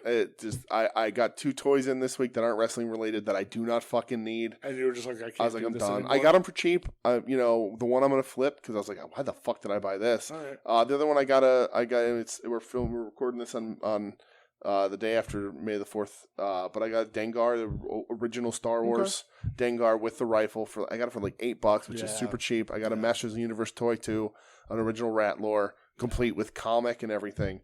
Cool. But like I was just on Whatnot going, man, what the fuck? And then I was like, why? Yep. I don't collect this shit. Yeah. So I was like, I'm getting rid of it. Good for you. The countdown, like the pressure of it. I haven't opened Whatnot in 2 weeks. I just deleted it because I'd just be sitting on the couch going, well, what's on Whatnot? And I'd be like, I want that. And then fuck that. Nope. Deleted it. I'm with you. Deleted it outright. But I think that was it, man. All right. Well, I got my black pair of Mr. Ash shorts. Nice. From Stash Pages. Yeah. So are we going to walk around wearing our Mr. Ash shorts together? We can. All right, cool. Yeah. And then Saturday, boy, did I wear them tomorrow. No. Well, I don't give a fuck. You can wear them. I on Saturday hit some good figures in person. Yeah. Shocking. Mm-hmm. So Saturday afternoon, I said, I'll go to Target. Let's see what we have up here for shits and giggles. Mm-hmm. And I walk in, and sitting on the shelf is one goddamn Ultimate Batista. Nice. So I got my Ultimate Batista. This was the Wilkes-Barre one? Yes. Nice. I looked around. I'm like, am I getting somebody fucking with me? Dude, I got that thing. I power walked to the front. Our store of anything has been good with Ultimates because they had the Kane and the Undertakers for a while too. Yeah, it was wild. Yeah. So I got that, and then later that night, up at Target in Dixon City, I was up there with Doug and Mikey, and I said, let's take a run in here, and there's actual AEW figures on the shelf. So I got a Lance Archer. That's where I got my Archer. Yeah, I was it's a great fig, man. Yeah, I was like, fuck it, why not? Yeah, so I bought it. So that's cool. That's all that I bought because I'm still been behaving a bit. Right. Plus, we have tomorrow and then New Japan. Right. So the Batista's good. You open it up and everything. Oh my god, dude! If I see it in person, I'll probably snag it. But I'm not going out of my way. Incredible. Is that a new Hogan? Is that a ringside exclusive? The Ultimate? The Ultimate. No. No. I got that in the other day, yeah. too. So will that be in Targets eventually? Yes. Okay. Target. Because yes. I'm itching for that one because everybody's saying it's so good. It might be the best Hogan figure. I have a hard time bringing Hogan stuff into the house but I have to remember that Terry Bollea is the piece of shit. Yes. But like I have the Hollywood and it's fucking great, dude. So I kind of want this one, and it'll end my Hogan collection. I don't need him anymore. That's all you need. But he's got the old belt. I saw somebody go in and put the F on it and cover over the E, which is really cool. Yeah, dude. The head of him with the wide eyes is incredible. Yeah, if hopefully I see that one in the wild, and I'll snag that one. I haven't posed with him like mid tear of the red shirt with the wide eyes. He has the pointing finger, right? Yep. Yeah. Oh, it's so right. Does he have a go to the ear? No, that'd be kind of hard to do with the figure. I don't know if he does. I'm not sure. Yeah, I don't remember. But yeah, hopefully I catch that one in a Target. Dude, it's wow, incredible. Right. That's enough of us. Yeah. Let's get out of here. All right. Thanks for listening, everybody. Find us at We Need Wrestling on Twitter. Email the show at weneedwrestling@gmail.com. Part of the Soon to Be Named Network at STBN Network on Twitter. SoonToBeNamedNetwork.com. SoonToBeNamedNetwork.tumblr.com. At Odds with Wrestling. Final Wrestling Place. Hit My Music. Hit all those guys up. This has been a long one. Wings on Wings. Well, yeah, at Wings on Wings. At _Wings on Wings. The show. I got to DM a guy about some hot sauce. Longbox Heroes After Dark. Yeah, all that shit. Check all that out. I'm just trying to get it in. Oh, get it in. They know by now. But thanks for sticking on this extra long show. There was a ton of wrestling to talk about. We have fun talking about it. It's not going to be this long next week. No. So I hope you have fun listening to it because we have fun talking about it. Yes. We got a lot of cool stuff coming up. We're going to talk more wrestling next week.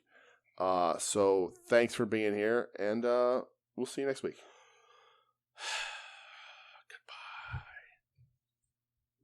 You're listening to the soon-to-be-named network, the Lamborghini of podcast networks. Knock it off, nerd!